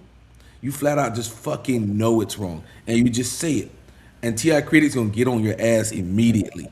Yeah. So like there's things you can do that can you like we said you got to use like like me and Thomas say when we're in our typing videos, you have to use everything that you have to type people, right? Do use everything you have. You almost like it's almost like we're Batman at this point. Like you pulling out the interaction styles, you pulling out this, you pulling out that, you pulling out everything. But guys, Man. what do you say, Dario? Yeah, type of Batman. Yeah, yeah. So I was going to just respond to this question here. Why does it seem harder to type people that I've known for a long time? Cognitive bias. Yeah. So one is cognitive bias. You've seen the person in many different ways. The other is that you are in a different intimacy zone than, or you are in an intimate zone with them. Intimacy doesn't necessarily mean romance. It just means you're closer to them. And many of our skills that are developed skills and also our type gifts can break down when we're in the intimate zone. This is why FJ types can be in absolutely miserable relationships because they're like, oh, but I'm so good with people. And I entered this relationship and I got to know this person. And then after 2 years, like, I can't read them at all. Like, everything I'm doing is wrong. And I'm like, yeah, because your NFJ skills or your FJ skills only work with people up to a certain point. And then once you enter in that intimate zone, then you're coming with a lot of baggage, and they're coming with a lot of baggage, and it's hard to know what is them and what's their baggage. What is it that you're seeing? Like then half of what you're seeing is a mirror of yourself and your wishful thinking. I know this. I can type people really well unless I'm strongly attracted to them. And then I'm just like, then I'm just gonna see, like, hopefully I got to see them at the beginning, like more objectively, because if that moment passed, I'm like, it's harder to see them objectively, because I'm gonna see what I want to see. I find that that doesn't really affect me with typing people because I've been typing people with so long, but to know what's going on with somebody, what's really going on with them, that's where I have to step back and actually ask myself, how can I use introverted thinking to like logically deduce what's going on because I cannot be objective anymore because I'm too close in this intimacy zone. Half of what I'm seeing is a mirror of myself. Yeah, I think for me, it took me a while to figure out my mother's type because for me, I've always seen my mom more reckless than myself. So I thought that my mom was the type that she wasn't. And then later on, I put it all together. My mom's actually an INTJ. But she just like I don't think her TE is as strong as mine. I don't think her NI is as good as mine. So like I kind of looked at her in a certain light that like oh she couldn't be an NTJ, but everything kind of goes back to my mom being an INTJ. Like she's very like closed off, don't give a shit about nobody else. She cares about what she's doing or what she wants, how she feels. You better damn sure make sure my mom feels good. She's behind the scenes running everything, like with the family functions and everything. She runs everything. Everybody speaks in a high regard to my mom. And if she don't, she be on their ass. So it kind of like it was sometimes when you're around family members, you gotta detach and then just evaluate the information that you see. Like for me, my mom was very like when I thought about it, I'm like, oh shit, like how did I miss this? Like my mom's very systematic. Every time she cooked at the same time. Every time she woke up at the same time. Every time she did anything, it was the same time, same time, same time, same time. If she had to teach you homework, you were in trouble because you got TI credit. You only got a certain amount of time to pick this up before she starts getting frustrated. She starts getting frustrated, you start getting whooped. So like it, all of this stuff, like it. Sometimes you have to detach and actually evaluate everything that you're seeing and not what you want to see, or like the preferences that you want to see them in, because you just see them in the light of what they don't, what you do better than them, Mm. instead of like actually Yeah, seeing. yeah, and I think some of that is where the analytic holistic or yin yang or people masculine feminine version of each function are. So, for example, she could have very yin ni, and you could have very yang ni, and the yang version of every function always thinks it's better than the yin version of the function. And in some ways, it is because it's just more assertive, and it's not. It's like, well, what's the benefit of making my putting myself in the back seat. As I say, front seat versus back seat version of each function. Um, yeah. So Yeah, what is this? So and by the way, I could relate to that. Like the times when I've taught, I mean, there were many years I was teaching, including intro to programming, and I think, I mean, objectively speaking, I won Teacher of the Year, and I also won another teaching award some years before that. And so I'm like, objectively, I got the kudos that said like I'm a very good teacher, and I got good reviews and all of that. And I would really make a strong effort to teach everything in the simplest possible way because I'm teaching complex stuff. Even when I was teaching anthropology, is teaching complex stuff. If a person could not get it, TI critic. I'm like, I can't teach it any simpler than this. Like, I don't know what to say. Like, I'm at a loss. TI Now, critic.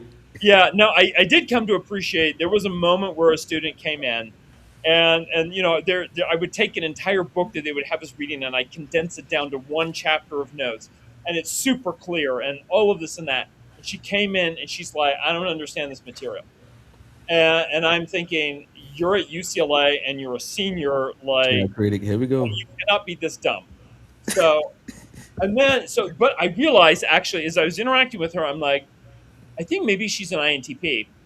And her idea of what she means by doesn't understand is very different than my definition. Her definition isn't, can I use this in order to answer some questions to get a good grade in the class? Her question was, I need to understand this incredibly well because I'm going to be using this particular model that you're teaching for my senior project. And I want to have like the ultimate understanding possible of it. And then I'm like, oh, I understand what she's asking now. Okay, she doesn't need more basic, she actually needs more advanced. Yeah. And so sometimes that was like a little bit of a humbling, like, remember, like at UCLA, the students in many cases are actually smarter than the professors. Like, overall speaking, it's not necessarily talking about myself, but they have a lot of exceptional students. Um, and just a reminder, to sort of be humble and that fits into being humble with typing people. It's the same. And I do think you can see somebody develop a function, and this is where the roles come in. And so if you meet an INTJ who is doing introverted sensing, and Walter Lowen from the 80s and 90s, he would say, yes, everybody who, like all of the dominant intuiting types, are going to be using sensing in their eighth function. And talk about that, the eighth function in a way that that eighth function must absolutely 100% serve the needs of the dominant function, or it will be discarded immediately. INTJs, us here, we can do introverted sensing as long as it 100% meets the needs of NI. And the moment it doesn't, it's like you are just being like a presumptuous servant, like go away. And there is that, but then there also is developmentally how we find room in our lives to bring in some aspect of a shadow function to actually allow that function to grow and have a place in our lives. And I think that they can. Like this stuff has come out with the Odyssey and the Bronze Age and all of that. My interest is the Nordic Bronze Age, not the Greek Bronze Age, but still, there's a lot of similarities. Um, I went and took classes in shamanic practice. All these are the practices that the Sami people do, and that are written down in the Viking sagas. And to stick with and learn and pass on these techniques exactly as I was taught. It is in many ways a very introverted sensing activity that I'm doing, even though getting into this trance state is actually introverted intuiting. So I'm continuing it and following a tradition that's like thousands of years old, while at the same time also doing my dominant function. So that's why you got to dig in when you're interviewing somebody and find out, oh, this person who's an ENTP, why is she a therapist? Like, let's find out what role the functions are playing. And this is something academic psychologists don't really understand when they criticize type. I'm just like, no, it's like we all do sensing and intuiting. It's just like handedness, and we use both hands. They just play different roles. And they're like, oh, but I never studied roles. I don't have any conceptual framework for roles. So they just discard that and never hear it. And that's to circle back to the typology. All right, guys. So we're back on. Okay, so is typology falsifiable? Why critics say typology is difficult to falsify? A scientific theory should specify what evidence will show that is incorrect, right? Very important to be scientific. We talked about that earlier. Problem one, no agreed upon criterion standard. There is no universally accepted independent measurement that can conclusively verify whether someone is an INTJ, ENTP, INFJ, or another cognitive function type. The official MBTI instrument produces a self-reported preference result, but it does not directly measure cognitive functions, an eight-function stack, or archetypical placement. Daria, anything you want to say about that? You got pushback here?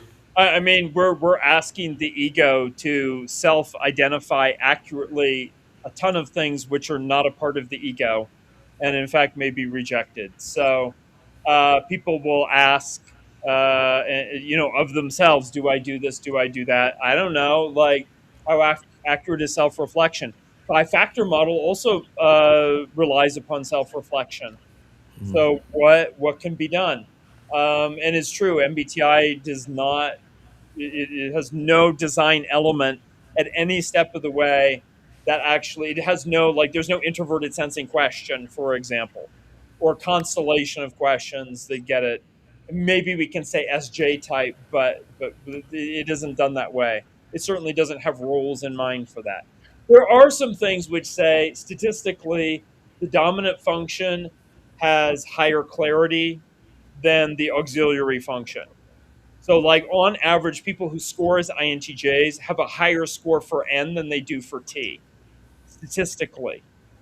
Um, I mean that's actually not me though. Like, I take it and I'm like, no, I even though I do a lot of feeling, I'm really clear on my thinking preference. Yeah, I thought it'd be the other way around because I thought like maybe if you got an INTJ when they were young, Yeah, before that thinking became strong because the thinking is extroverted and they have to find extroverted ways to interact with the world, that thinking function actually becomes very strong, especially about 20, 30, whatever. And it seems to kind of be at the same level as that NI a lot of times. It's just like they just don't do mindless TE for the sake of TE, right? It's got the T's got to serve NI. right. And it's not like it's not a superhero version of TE either. That's like, oh, I'm going to launch all of these companies. And I mean, I have a friend of mine who's in the NTJ. I've watched him do pitch sessions. I understand what he's doing. Like he's doing an NTJ thing. And I'm just like, one, I don't have the motivation to do it. And two, um, What's the yeah, long term? is just oh well, he put some SC along with it as well, to like grease the wheels as he's going. But is just a version of TE, which is just like really building outward in like a leader kind of way. And I'm like, I use TE, but I don't prefer to use it that way. And so I do think that there is, yeah, you would think development. Now, the good news is I've been working with. We're now writing the paper. We're in the middle of writing the paper. We've done all of the statistical research. Dr. Mina Barmani and I. She's at Johns Hopkins University. We also have an independent person, statistician, who has zero interest or knowledge of type. Um, and there is for this is for the several 100,000 people who have taken the keys to cognition assessment. There was a lot of validation that those 8 categories, which are independently rated on the CPA, that there are indeed 8 independent categories. And then, in fact, there is a basic and advanced version of each function. And that, in terms of what scores the highest statistically, the top 2 out of the 8 functions that score the highest are the person's first function and or the perceiving function and then judging, or judging function and then perceiving, which validates Jung's concept of balance between judging and perceiving. And this is like over 95% of several 100,000 people. Like there's just like no doubt. So in terms of, is typology falsifiable, I think we're arriving at a place, especially once this gets published, that says the typology, the model itself, has a very high validity. As for an individual person and are they a particular type, I don't know if we can ever know that. Like that is, and in fact, Peter Geyer, and this is the note I want to end on. Hopefully, I'll remember this, but not at this moment. Who's a type in Jungian historian, is like the purpose of type was not even to type people. In fact, Jung ridiculed that. The purpose of type is a therapeutic tool, and that the type framework, the 8 functions, is a mandala, and that it has like a therapeutic benefit. He wants you to keep coming back to look at your type, to keep coming back and looking at it. You keep re-engaging in it in the same way that a monk in a monastery spends many hours over years staring at the same freaking mandalas. There's like it's like it's designed to bring out and to help the person process the shadow aspects of their personality, All which has right. nothing to do with finding your best fit type. Because Jung didn't care at the end of the day what your best fit type was. The question is the person's neurosis, have we solved that? Yeah. So, yeah. Problem two is flexible explanations. If every contradiction can be explained after the fact, it becomes difficult to identify what evidence would actually disconfirm the typing. Examples: they are cognitive transitioning, they are in their shadow, they are stressed, they are developed. Okay. Essentially, basically, if you got to do ass pulls in typology, then you're getting in a position where things are getting away from the type. Like if you can figure out a way to make somebody an INTJ, even though they have no vision at all, they have no control of their life, things of that nature, then you're just doing ass pulls. Um, What's what'd you say, T? even worse than that is trying to say an ESFP is an INTJ. I said Yeah. what's even worse than that is trying to make the argument that an ESFP is an INTJ. Yeah. Like an ESFP who's in like an obvious like NT kind of field, like that's like Sarah Bowman or somebody who's like in tech or like in like aeronautics, wherever it is that she's in, like computer science, and trying to say that this ESFP has the level of intuition that like beyond most INTJs.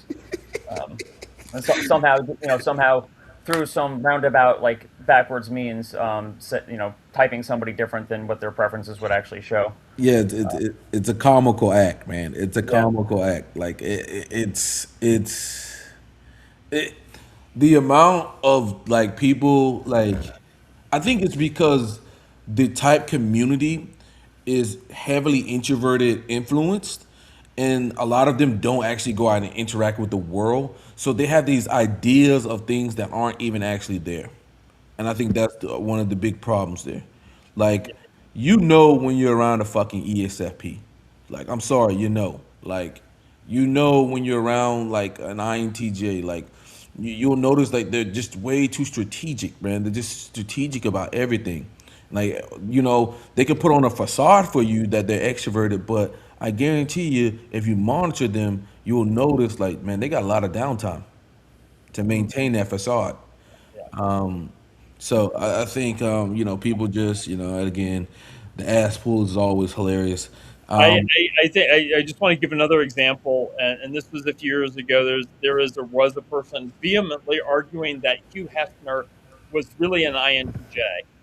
No way, he's a starter type.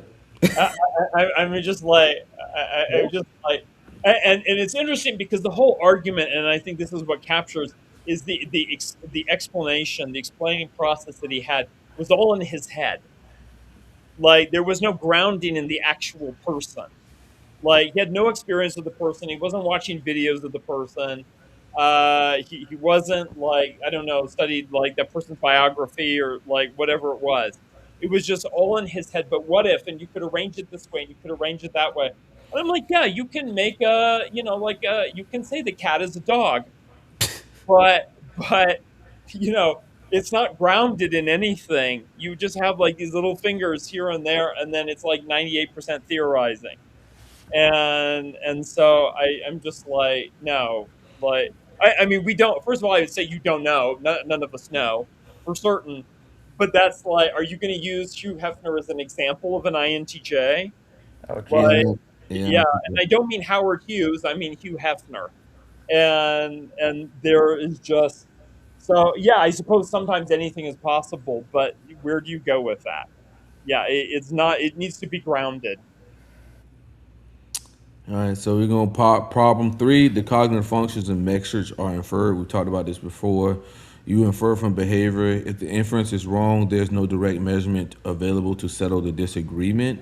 So you got different camps, different folks, different strokes, and then like say when we tried to break down Robert Greene earlier, and somebody said that was Ti critic, and we're like, no, that's NI critic because he's talking about narrowing down on something about people being narrow minded on things, not what is the logical principle that people are saying that is wrong, or like people being dumb because they can't be congruent in what they're saying.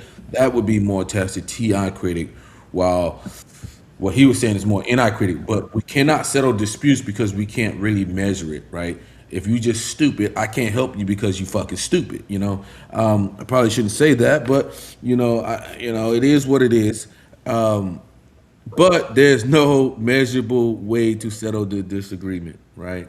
And I do want to say that if you have several parties contesting very different ideas, but only among, say, two or three of the 16 types, and they agree, all of them agree, oh, these other 13, 14 types, absolutely not. Then I'm like, okay, that's like a disagreement. I'm going to say disagreement among experts, but it's an understandable disagreement.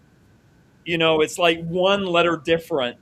They're everyone agrees out of like 14 types, absolutely not. There's just two of them back and forth. I'm like, if I had to like put money down, I would put most of my money here and a little bit of money there.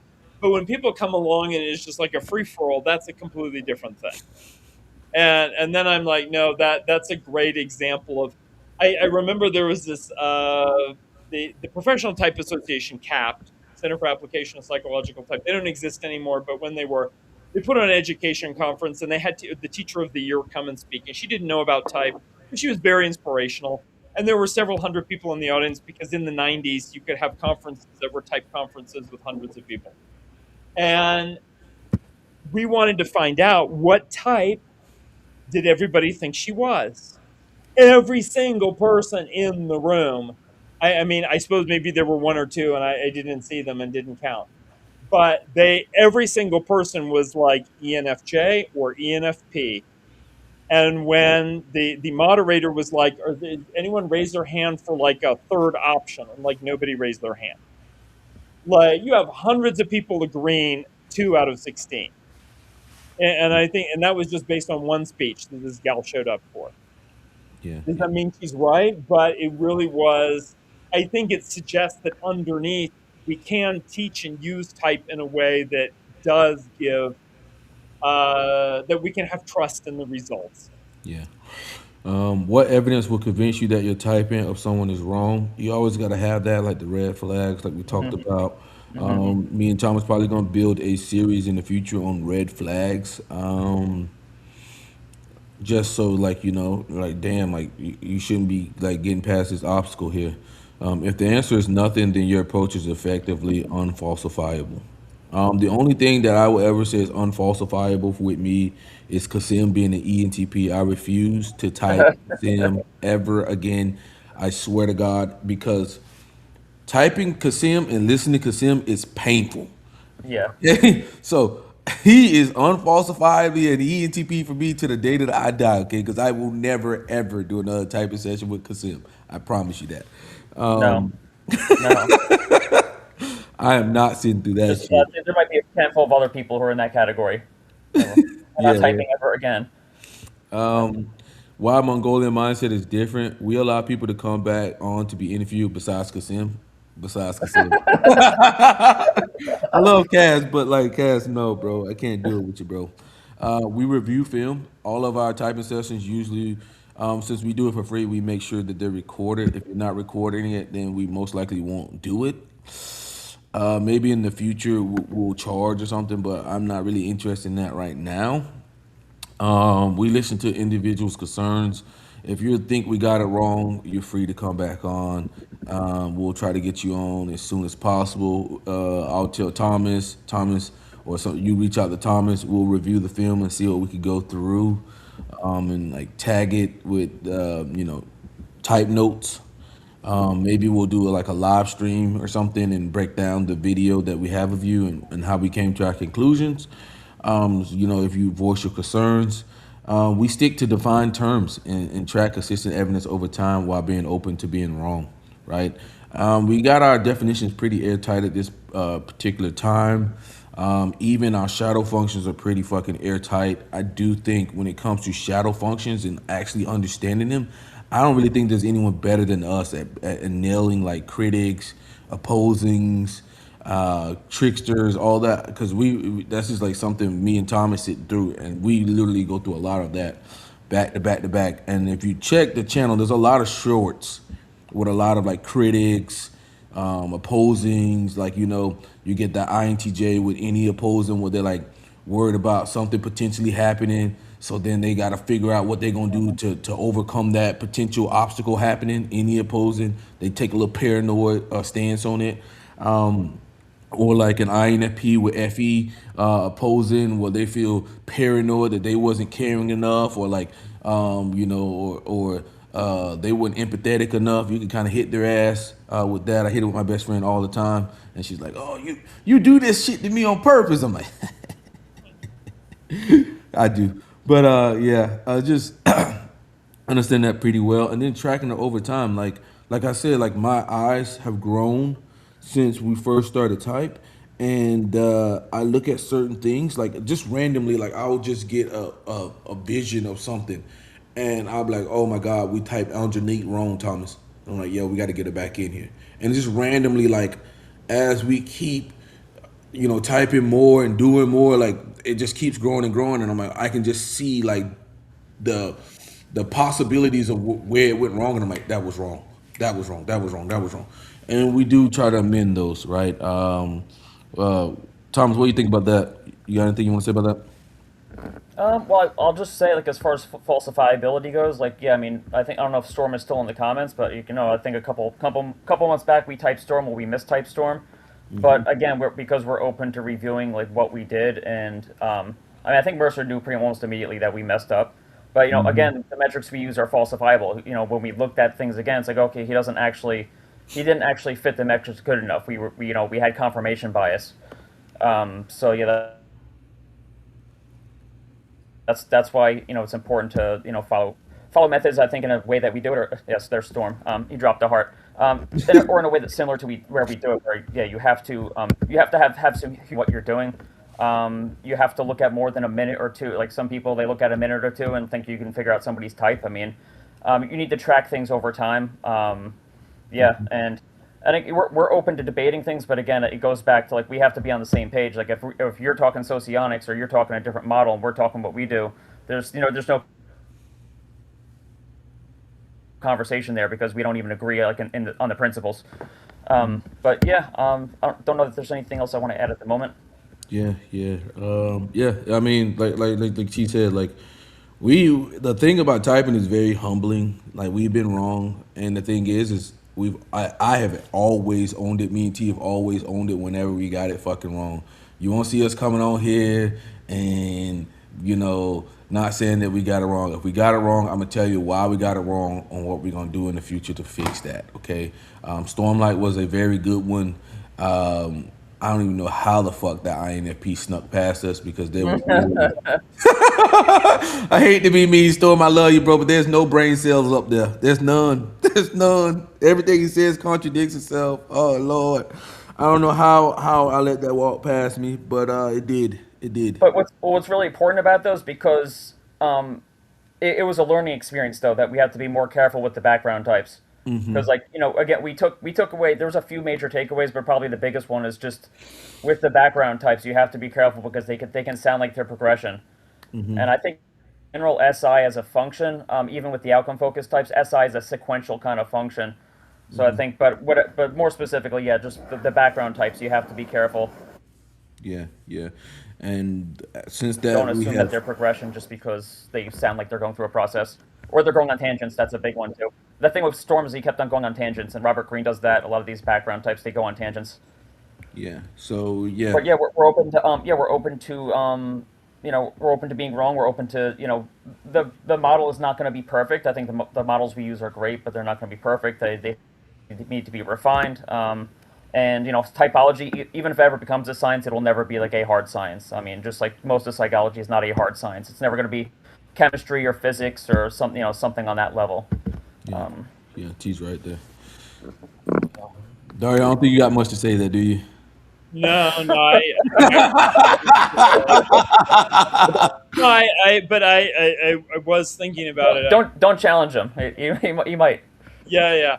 I think sometimes the hard part is when I've known somebody and using type for a long time, and I realize like, and it's usually just by one letter, but I'm like, I don't know why I kept thinking she was an ENTP when obviously there's this day that just hits me. It's like obviously she's an ENTJ. Like why did I even think that she was an ENTP? Yeah. There was just, like, stuff I was missing for some reason. Now I understand a little bit better because she's a harmonizing ENTJ, as we saw from the brain wiring, and I'm like, okay, now that makes sense. Gender is important. Yeah, but there are yeah, I have made some mistakes with people. Not egregious ones. I don't think that I thought this person was I don't know like whatever ISTP and actually they're an ENFJ. Like no, like that doesn't happen. But I do think sometimes it can be challenging with the person. Like some people are challenging. Yeah, yeah. Just all right. So these are the other noticeable problems. Let T take it. T, you want to take it? Sure. All right. So circular reasoning. Why is example? Why an INTJ because he uses NI? How do you know he uses NI because he's an INTJ? Again, I think that goes back to having very specific definitions. So we have very specific definitions for the functions and what we're looking for in terms of how they present themselves in behavior. So, I mean, is he talking about underlying themes? Is he talking about underlying meaning, unifying themes? Is he future forecasting for his own life, his own vision? If you're not seeing any of that, then it doesn't necessarily really meet the criteria for NI. You have to be able to identify the metrics, not just go in a circle. Okay, and then replication crisis. Psychology as a whole has replication problems. Open Science Collaboration, 2015. It says a massive effort to replicate 100 psychological studies found only 39% successfully reproduce the original results. Many labs, too, this is from 2018, when different labs tested 28 classic and contemporary studies, only 15 successfully replicated. Behavior does not always equal cognition. This is actually very important because, again, we are inferring cognitive functions from behavior. But you have to be like, again, this is where experience skill level comes in because there is nuance to it. You can't like so. I'll just read through the definition, and I guess I'll say more. So, Jungian typology claims to describe cognitive preferences, not isolated behaviors or abilities. Behavior is observable, but underlying cognition is inferred. Okay, so the same behavior may result in different motivations, beliefs, skills, cultural expectations, situational demands, or cognitive processes. Therefore, cognitive behavior should be treated as evidence and should not be, and it should be tracked over time. So, for somebody could be caring, but it could be multiple different reasons somebody's caring. That doesn't mean that it's only FE. Sometimes people assume like simple-minded, like if somebody's caring or if they're expressing, quote unquote, expressing empathy, then they are an FE user. You look at someone like Oprah. Like most people think that probably think Oprah's an FE user. That's not. We don't. That's not how we don't agree with that typing. We don't think she's an FE user. It could be cultural. It could be so many different reasons why somebody's caring. Then also people neglect the fact that FI can be caring too. It's not exactly the same as FE, but in terms of how the behavior presents itself, it can kind of look identical. You have again, there's more nuance to identifying functions than something as basic as is somebody caring or does somebody plan. Again, certain things could be cultural. It could be the kind of career you're in. Maybe you're in a caring profession. Maybe you're in a profession that requires planning. It's gonna inculturate you to develop in certain ways that are not necessarily congruent with the stereotype of your type. Um, Self-reporting bias, so people answer who they want to be, not always who they are. Limited understanding of self, that's a big one. I think we've kind of talked about it. Yeah, people. I mean, I think when it comes to a lot of things, there's a number of problems with or assessments, a number of problems. But it's like I think people have poor self-awareness, and then yeah, more specifically, it's like they answer questions in terms of how they want to view themselves rather than how they actually are. So yeah, I think from very early on, I was aware that most people do not have a high level of self-awareness. I think mine is better than most people, but I still think that there's a lot about myself that I don't understand, and there's a lot that I miss. But I think most people are just abysmal self-awareness. They're just like, they're just sleepwalking through life. Unfortunately, so I think between that and potentially not understanding the questions in an assessment, yeah, typing yourself is very difficult for most people because again, lack of self-awareness or lack of understanding questions, especially in combination. The last part is community fragmentation. Several different typology camps. We've talked about this. Don't necessarily want to name drop all the different content creators or models, but you know that there's a bunch of different perspectives out there. Yeah, I mean, other people do what they do. We do what we do. I think we we try to take the best information available and synthesize it, and we use multiple models and synthesize it, into not necessarily one model per se, but into one process, I guess, is how I would put it. And we think by overlaying these models, the BB8 functions, which is independent from the temperaments and direction styles, which is independent from what we call the cognitive. What is it? The Fixations, fixations, the IJEP. or fixations. But yeah, we use multiple models to triangulate type. Other people are doing. I don't know what they're doing. They're using J versus P, or I mean I don't know. It doesn't really matter. But again, these different because there's all these different camps. There's You can't have agreement if we're not on the same page, as I keep on repeating. And I think in order for typology to be scientific, there at least needs to be like one camp, one really large camp of where people agree, like as a starting point. We're not there yet. Maybe we'll never get there, but I guess that's all I have to say about it, and you can take it from here. Yeah, yeah. I think one of the biggest things that I hate in the typology community is retarded people. Well, damn, I should say it. God damn. Stupid people with the dogmatic assertions. Oh yeah, that's a big one. So when they claim something, oh, that's anti-critic. But there's no proof of it, or they'll say, that's FI trickster, like, and they have no proof of it, and they're just stating a claim. Like you can't do that. I had a person tell me I was FI trickster. I'm like, bro, you're a retard. you are a fucking retard. Okay, I am not fi fucking trickster. Like this is crazy. I've had people say, no, Mercer's fi parent. You really think I'm fi parent? Really? You're TI trickster It's versus TI crazy. trickster. Or Ti Trickster, it's like, Yeah. bro, are you fucking stupid? Like, you have to be so stupid to believe that shit. Like, I can't believe it. Like, I mean, it's crazy. Like, you can watch damn near 3 years of content from me and believe that I have Ti Trickster. You can see me debate ENTPs in real time and think I have Ti Trickster. This is crazy to me. But the dogmatic assertions where somebody just states a claim without any proof or anything attached to it, right?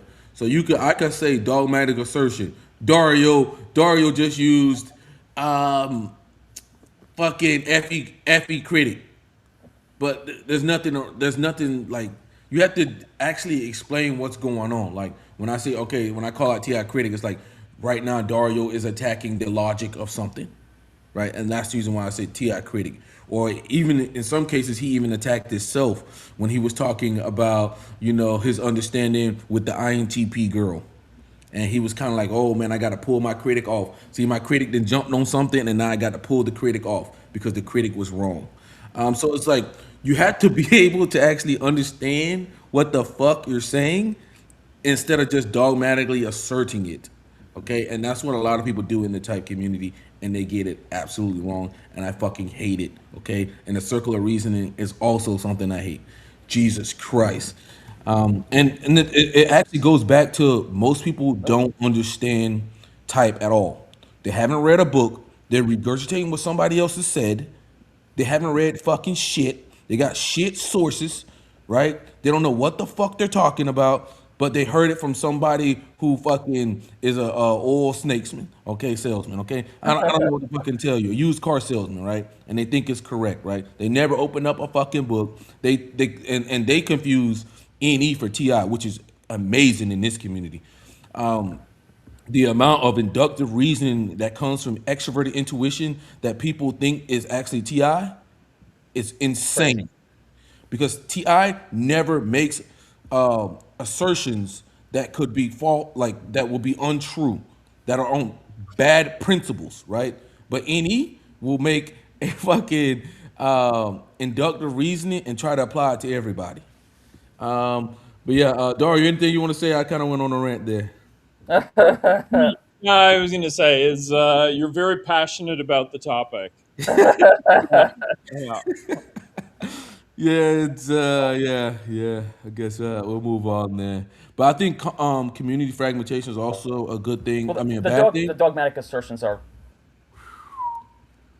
Yeah, that's crazy.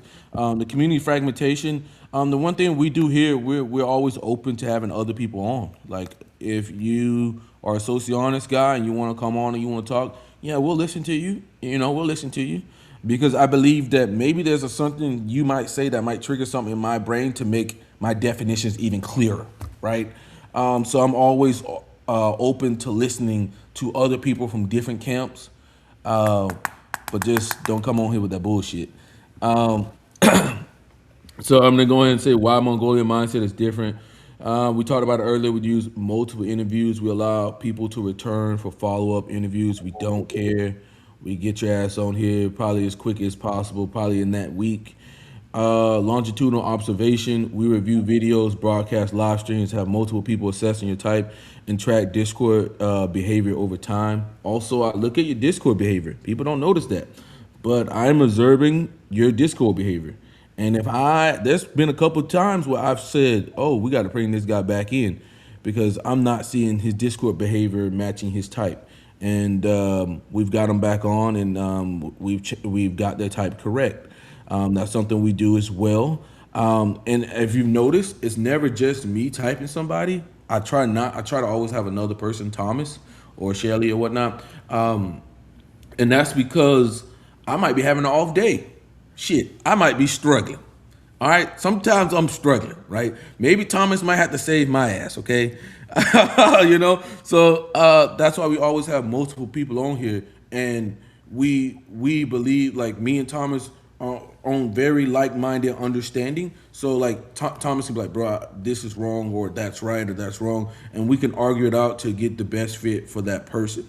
Or like he'll say, I'm seeing this, you seeing this, okay, we're matching, right? We're matching. Like, okay, this is NI, this is NI, that's direct, that's informative. Oh my God, this person can't get to the fucking point. Okay. So that is what also helps us as well. I think if you're a lot of typology camps kind of try to do one person, and I think anybody can have an off day. That's just part of the system. Like we're Hmm. human, and also Yeah. you have your own subjective interpretation of things, right? But if I got Thomas as well, then our interpretation is less subjective, right? That's just a way that you can help increase type, right? But you can't have Tom, Dick, and Harry with you typing, right? You got to actually have somebody who actually knows something. Evidence over ego. If the evidence change, our conclusion change. Our goal is getting it correct. Apologies are issued when we are wrong. That has happened quite a bit.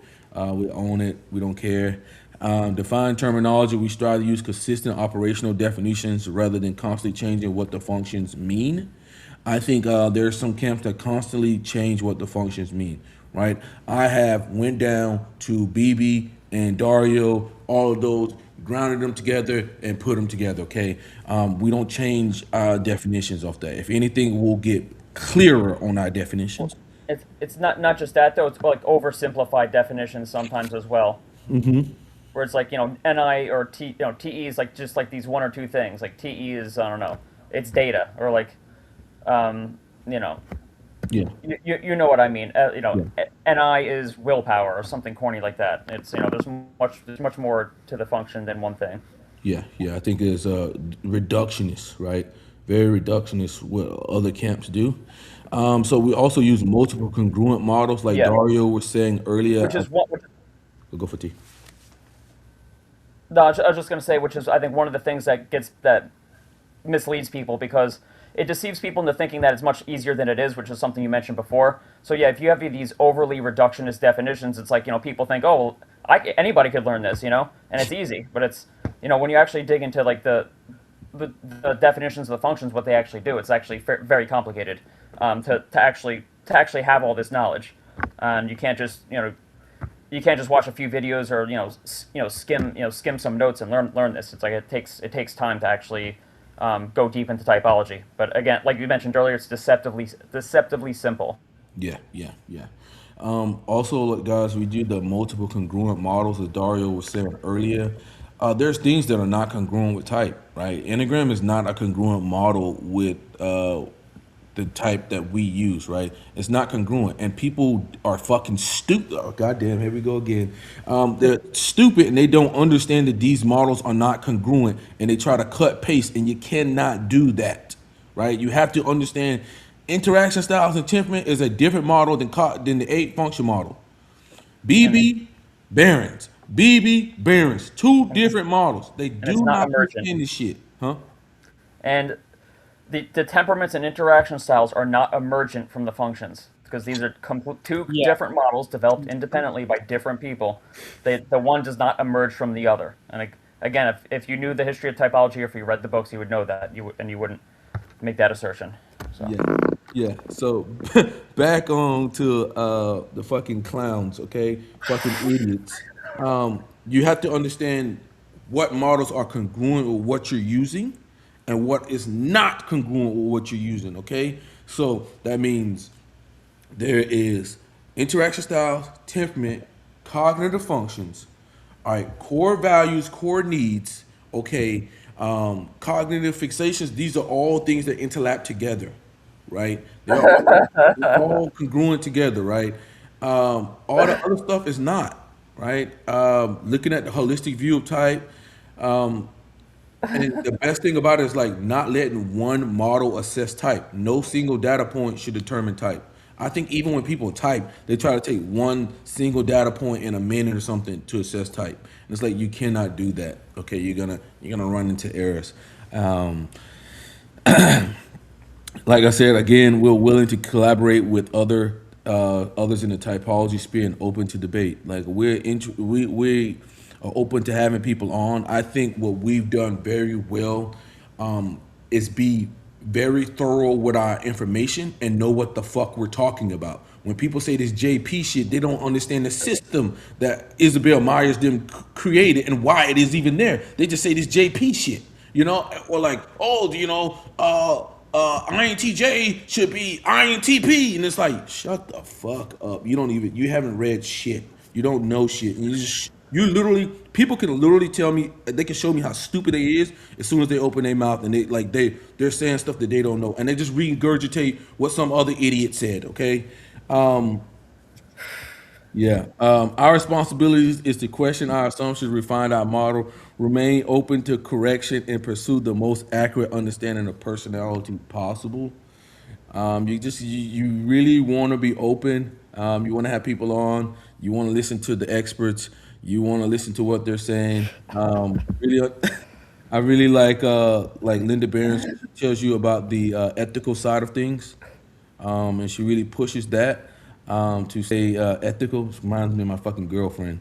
It's like it's like, oh my god. But yeah, so that's why we're different here. Um, Dario, you're walking around, man. What are you up to? I have guests coming for dinner, and so I'm Oh like shit. starting to clean up my space. Oh, okay, So you're good. I'm gonna go ahead and finish up here. So, how typology can become more scientific, Dario? You can hop into this if you think there's something that we could do better. Improve definitions, develop clear operational definitions for cognitive functions, improve methodologies, increase standardization, repeat protocols, correction logs. Correction logs is like when you get shit wrong. A useful typology model should generate predictions that can later be checked against new observation. Independent empirical and neuroscientific research compare typological predictions against measurable behavior, cognitive, and neurological outcomes. Existing EEGs findings should be treated as preliminary and correlational. Future research should involve larger samples, blind typing procedures, pre-registration, peer review, and independent replication. I think that's where Dario's going in the future, right, Dario? yeah, it's taken quite a bit of time, in part because both Mina and I are busy, and Mina also INTJ is has so many different things going on. But to get this paper out that really demonstrates the validity of the eight function model, not necessarily in the strict order that people put the stack, but Jung's what Jung himself said, like that, we can absolutely validate that. And the benefit is then it provides these operational definitions for what are the functions, um, and then combine that with some of like the one paper I showed a lot earlier, but there are others that also tie the functions to like brain activity. I mean, not just my research, I'm talking about other people's stuff, and I think that together it's going to take time, but in the end of this decade, we will be in a different place than we are right now. Yeah, yeah. Yes, in collaboration, encourage cooperation between different typing communities instead of fragmentation, right? Just being open to having other people on, right? I try not to shit talk any other community. I really try. I try. I'll never say anything bad about them. I'll blanket, but you know, I'll critique their logic and shit like that pretty badly. Intellectual humility, remaining willing to revise models when evidence improves. I think people don't understand that about science. Science is always evolving, and the thing about science is if you're not continually updating your understanding, you will be out of the loop. And a great example was maybe like 10, 15 years ago when creatine was first, when people were using creatine a lot, there was no evidence that supported that it actually helped people perform in the gym, right? It showed that it allowed sprinters like to perform better, right? But now there's tons of information out now, peer reviewed, that shows that creatine actually helps with muscle development and reps and stuff like that. So you have to be a student of the game and always noticing that there's going to be more and more literature that comes out, and maybe the literature that comes out disproves what you used to know, and being okay with that. And that's another thing I've noticed in the tech community that people just don't understand, like science. I just don't understand this. Like I don't understand that. Like there's things in science that continually re-involve and change other things. Like theory of relativity slapped a lot of stuff out of the way. That's just how science works, and it'll continue to do that. I think Dario kind of shitted on somebody else's work when he was talking about. I remember this book that I said, "Hey Dario, man, I got this book. I'm gonna read it." And he was like, "Yeah, like I tried to reach out to that lady because a lot of my work kind of pushed her aside because she was kind of using, I want to say, a different way to use your brain processing, but Dario used EEGs to actually see the brain processing. So like your way of logically deducing it versus what it really is kind of made your work obsolete and wrong." Right. I mean, in this case, and I think she was coming from a very good place with what she could do at the time. So this is Lenore Thompson, and she in her book she gives a hypothesis, and that's what it is, a hypothesis based upon reading in the neuroscience. And I understand. I think her conclusions that she came to from reading were logical conclusions, but you don't fault her on that. But the fact is that when you actually look at, I mean, once the data comes in and we can actually look at the data, we see that it simply was not four crisp categories.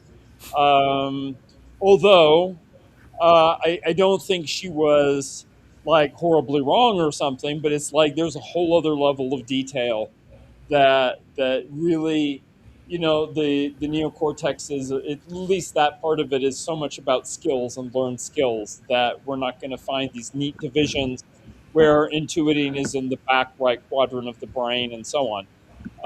But it could be that as fMRI comes around, it could be as we understand consciousness better, that it could be, let's hold on to her ideas. Let's hold on to them because they might actually go somewhere in the future. Yeah. And but yeah, it is not that. I think she did, as I said, she made logical conclusions for what she could at the time from reading, which was now like 30 years ago. Yeah. Yeah. Yeah. So, like what we're saying there, key takeaway is that science is always evolving, and what you learned yesterday might be outdated next year. Okay, it's very important to just understand that. Okay, and it happens to everybody, right? It is what it is. And then we have our extra resources. Dar, you want to talk about the Milo database? Yeah, so I always find it very amusing when people on Reddit or Personality Cafe or whatever, I don't visit those places a lot, but when I do, I see there are so many like well-meaning questions like, oh, what does it say that I wonder how type relates to ADD or something like that. And there's these huge discussions about it, which is all very understandable, like why people are wondering about it. But I'm like, those questions, like there's already like literally published research on that. In fact, even multiple research papers. Like there's this thing called the Milo database, and I forget what Milo stands for. Something about Isabel Myers at the Center for Application of Psychological Type, which was absorbed into the Myers-Briggs Foundation. But the point is there is that might be still a valid link, but you can certainly Google for Milo database and I pulled the that one up, Dario. I wouldn't check that I wouldn't check that when I yeah, put that there. yeah. So it should And be. the point is that there are thousands of articles, and while you can't access the fullness of all of those articles, you can certainly get abstracts for them. And there's like literally, and they're not just, some of them are like bulletin articles or whatever, but there's also lots of dissertations. Like there absolutely are peer reviewed articles that are in there from a variety of things. The many, many topics people answered literally decades ago. Yeah. Yeah, the funny thing is that everybody who gets in type thinks they're like just genius, and they're like, "Oh, well, I wonder how type and autism correlate." And I'm like, Yeah. I mean, I appreciate that they're trying to make type relevant. They're thinking about how does it apply to my life. They're trying to learn about it. I get all of that. It's just I think because of the advent of the internet and sort of the dissolution of the I don't want to say dissolution, but the great weakening of the professional type associations, that people are simply unaware of all of these knowledge and resources that have existed for decades. Like, it's just like they're unaware of it. So I don't know how to get the word out except in this way. It'd be otherwise like have a bot that goes out and everywhere. Anytime I ask a question, be like, here's a link, here's a link, here's a link to help answer it. Yeah. Yeah, yeah. So, guys, if you want to go and look at thousands of dissertations or peer review information, you can go to that Milo database. Highly recommend. They got a lot of things on there. So, like, you don't have to think, oh, I got this big brain question. Like, you can actually go and search the Milo database for for that answer. Okay. Instead of thinking I've come up with something new, it's like, no, you haven't, bro. You really haven't. You Yeah, really do the same thing and every I want to add, there is one thing that sort of annoys me, and almost and I myself was in this group, but fortunately, I had a very good mentor to rein me in. Is it the young 20-something NT type, usually male, who takes it upon themselves to reinvent type? And I'm like, I appreciate that, they're trying to learn it and understand it. They're trying to internalize it, but I'm like, many of the things they're coming up with, like it takes decades of experience, or at least years, uh, unemployed. before you absorb like all of the different principles that are involved. Like the person doesn't know about multiple models, and they only know, say, about the 8 functions. That I'm like, you're not really in a position to innovate something. Um, Fortunately, I had Linda to sort of rein me in, but I do see this with others at times. At times, Yeah, yeah. yeah. All right, guys. Well, these are the models referenced. This is the Jungian psychological type. Obviously, Jung, Myers-Briggs type indicator. I think they really don't get the respect they actually deserve. They did a lot for Jung's work. Okay, I think underrated. Okay, underrated what they've done. Okay, I do think that system is interesting. Maybe in the future, me and Thomas will look at how we can look at that STI whatever and see if there is more things that we can draw. Maybe if we can make it more consistent. I don't know. We'll look at it in the future. I really don't know. I don't really use it. I think it's too basic. But there might be some truths that we missed there. There's always a way. There's always something that may airtight something else. So maybe potentially look at that just to see how that system's working. But I do think you're gonna run into a lot of false positives with that. But yeah, BB8 function model. If you're watching this channel, you should know what that is. Most people don't know about David Kersey, but he's the originator of the interaction styles and temperaments. Linda Behrens finished his work. But Kersey was the first one. He has a book called Please Understand Me and Please Understand Me Too. Highly recommend you look at that. It's like, damn, man, I got to educate people on the history here. And obviously, you guys should know Barron's interaction styles and temperament if you watch this channel. Dario, any models missed here? Um, Temperament, interaction styles, temperament, 8 functions.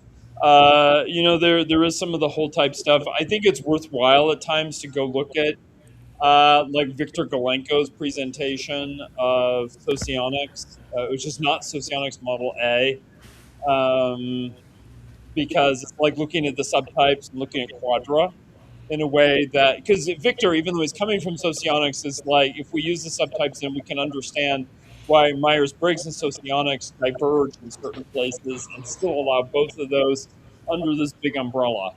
And I think he solves that very well. I do like socionics intertype relations. I think they have some good material there. Um, but that covers a lot of it. I mean, there are some like elements that I use elsewhere, but I think that they sort of go by like the neurotic zone. But I think that still goes back to the 8 functions ultimately. Yeah. Yeah. Yeah, and guys, as always, we always reference where we get our work. Energies and patterns from BB, interaction styles and temperament by Barron's. Daria's got a couple books with her. We got Young Psychological Type. We got Isabel Myers, the manual. You guys can get that manual. It's got a lot of empirical data in there, like where it says ESFPs have the lowest GPA or something like that, based off the information they compounded, ESFP and ESTP. It's just certain things in there. It's a big book. Just open it, look at it. They talk about like some types more likely to have like heart attacks or stuff like that. I think it was the ENTJ, TE DOMs, whatnot. But they've got a lot of like empiricism in that manual. You can check it out. I do think you do have to remember they type differently. So if they use a questionnaire, you might get some results that are not 100% congruent with what you know. What you said earlier, Kersey's "Please Understand Me Too," and then we got Dario, the neuroscience of personality, Magic Diamond, decode your personality. You can check this guy out at Radiance House. Um, I don't know how else other people can get in touch with Dario. Anything, Dario? Yeah, service at radiancehouse.com. That's a good way to do it. Or just go to radiancehouse.com and send an email. Um, I'm also at eeginsightslab.com for people who want brain imaging session. And EEG. What say that again? EEG. Let me get that. yeah, EEG at like what? What you said? EEG that insightslab.com. Insights Lab. So Yeah. And that is for, and there are multiple practitioners around the world now, so I'm not necessarily the one going to do the session. But it's a nice site to visit for people who are interested in that. And of course, they can find me on Amazon. And I'm also right now, this year, the director of programs, like looking for speakers, that kind of thing, organizing monthly programs for the Association of Psychological Type International. So we have lots of good speakers throughout the year. Some of them are classic speakers, like we haven't had Linda Barons in a while, but Roger Pureman is coming up. And then there are others who are newer people, younger people, like Matt Sherman. And then my generation, also people have been working with type professionally for decades. People who do coaching, counseling, all sorts of stuff. So professional organization, and that's aptinternational.org.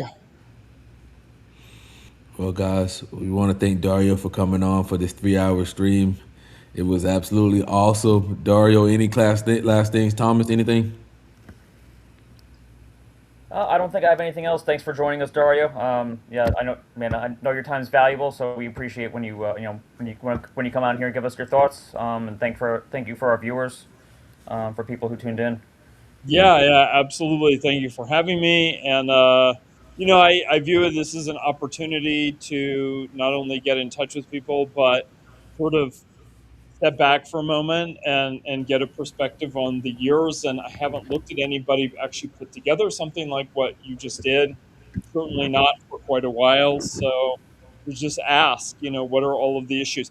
There is someone in the UK as part of the British Type Association who's very interested in these questions, who's also INTJ preferences. Um, but it really does, it is really one of these very long term things, is like what are the good processes to take people through in order to help them get to best fit type. And that does not mean like a 15-minute consultation using just the 8 functions or something like that. Like there's a lot of consider, and certainly not in 15 minutes. I mean, I'm not saying, as I said, I can walk down the street sometimes and be like, I know what type that person is, whether I'm right or not. I mean, I have a very strong feeling about it, but uh, He's had a strong feeling about it. yeah, Yeah. but it's just it's very hard to go off of the internet that way. I mean, at least these are people I'm seeing in person, which provides context and all of that. So it's just the I would say anybody interested in type, it is fun to do type watching or to type profile people, but really ask yourself, like, how are you using type, like, to make the world a better place? As saccharine as that sounds, it's like, how are you using type to make the world a better place? Yeah, yeah. I think that's very important, guys. Is to, and recently, man, I just come to the understanding is that things that are simple to us aren't simple to other people, and you know, all we can do is go back to the drawing board and try to be clearer and more concise. Thomas says, pull out the crayons for people. Hey, nothing wrong with that. Everyone likes a good art project. Very relaxing. Yeah. He says pull out the crayons, but yeah, we're gonna keep doing it. Hopefully, we'll get Dario on for a tier list in the future. That'd be interesting to see Dario's thoughts on a tier list. Those videos do really good, Dario. The tier list. Okay. So Okay. they would be interested to see where Dario will rank certain things and certain types. Yeah. Yeah. I guess it all depends on the topic. Yeah. Yeah. But all right, guys, we're gonna get out of here. I know Dario got people coming over. It's late for us here. Make relationship between people easier for them to understand each other. Like my cousin INFP and her ISFP husband, both T inferior someone, got to play FE caretaker.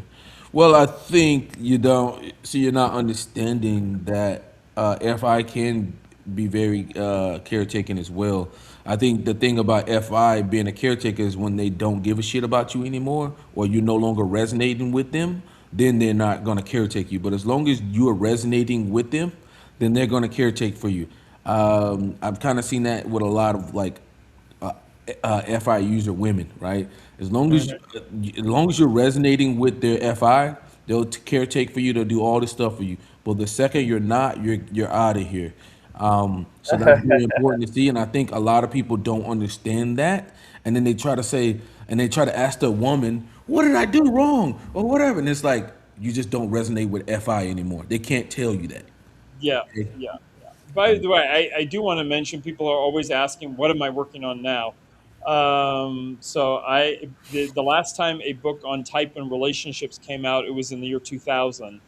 And that was before there was tons of different research studies on relationships. The social environment was somewhat different, and there was no such thing. Like people weren't in the public space talking about attachment styles and stuff like that. So, speaking of the making relationships between people easy, it is not an easy book. It's going to be big because every type gets a lot of space.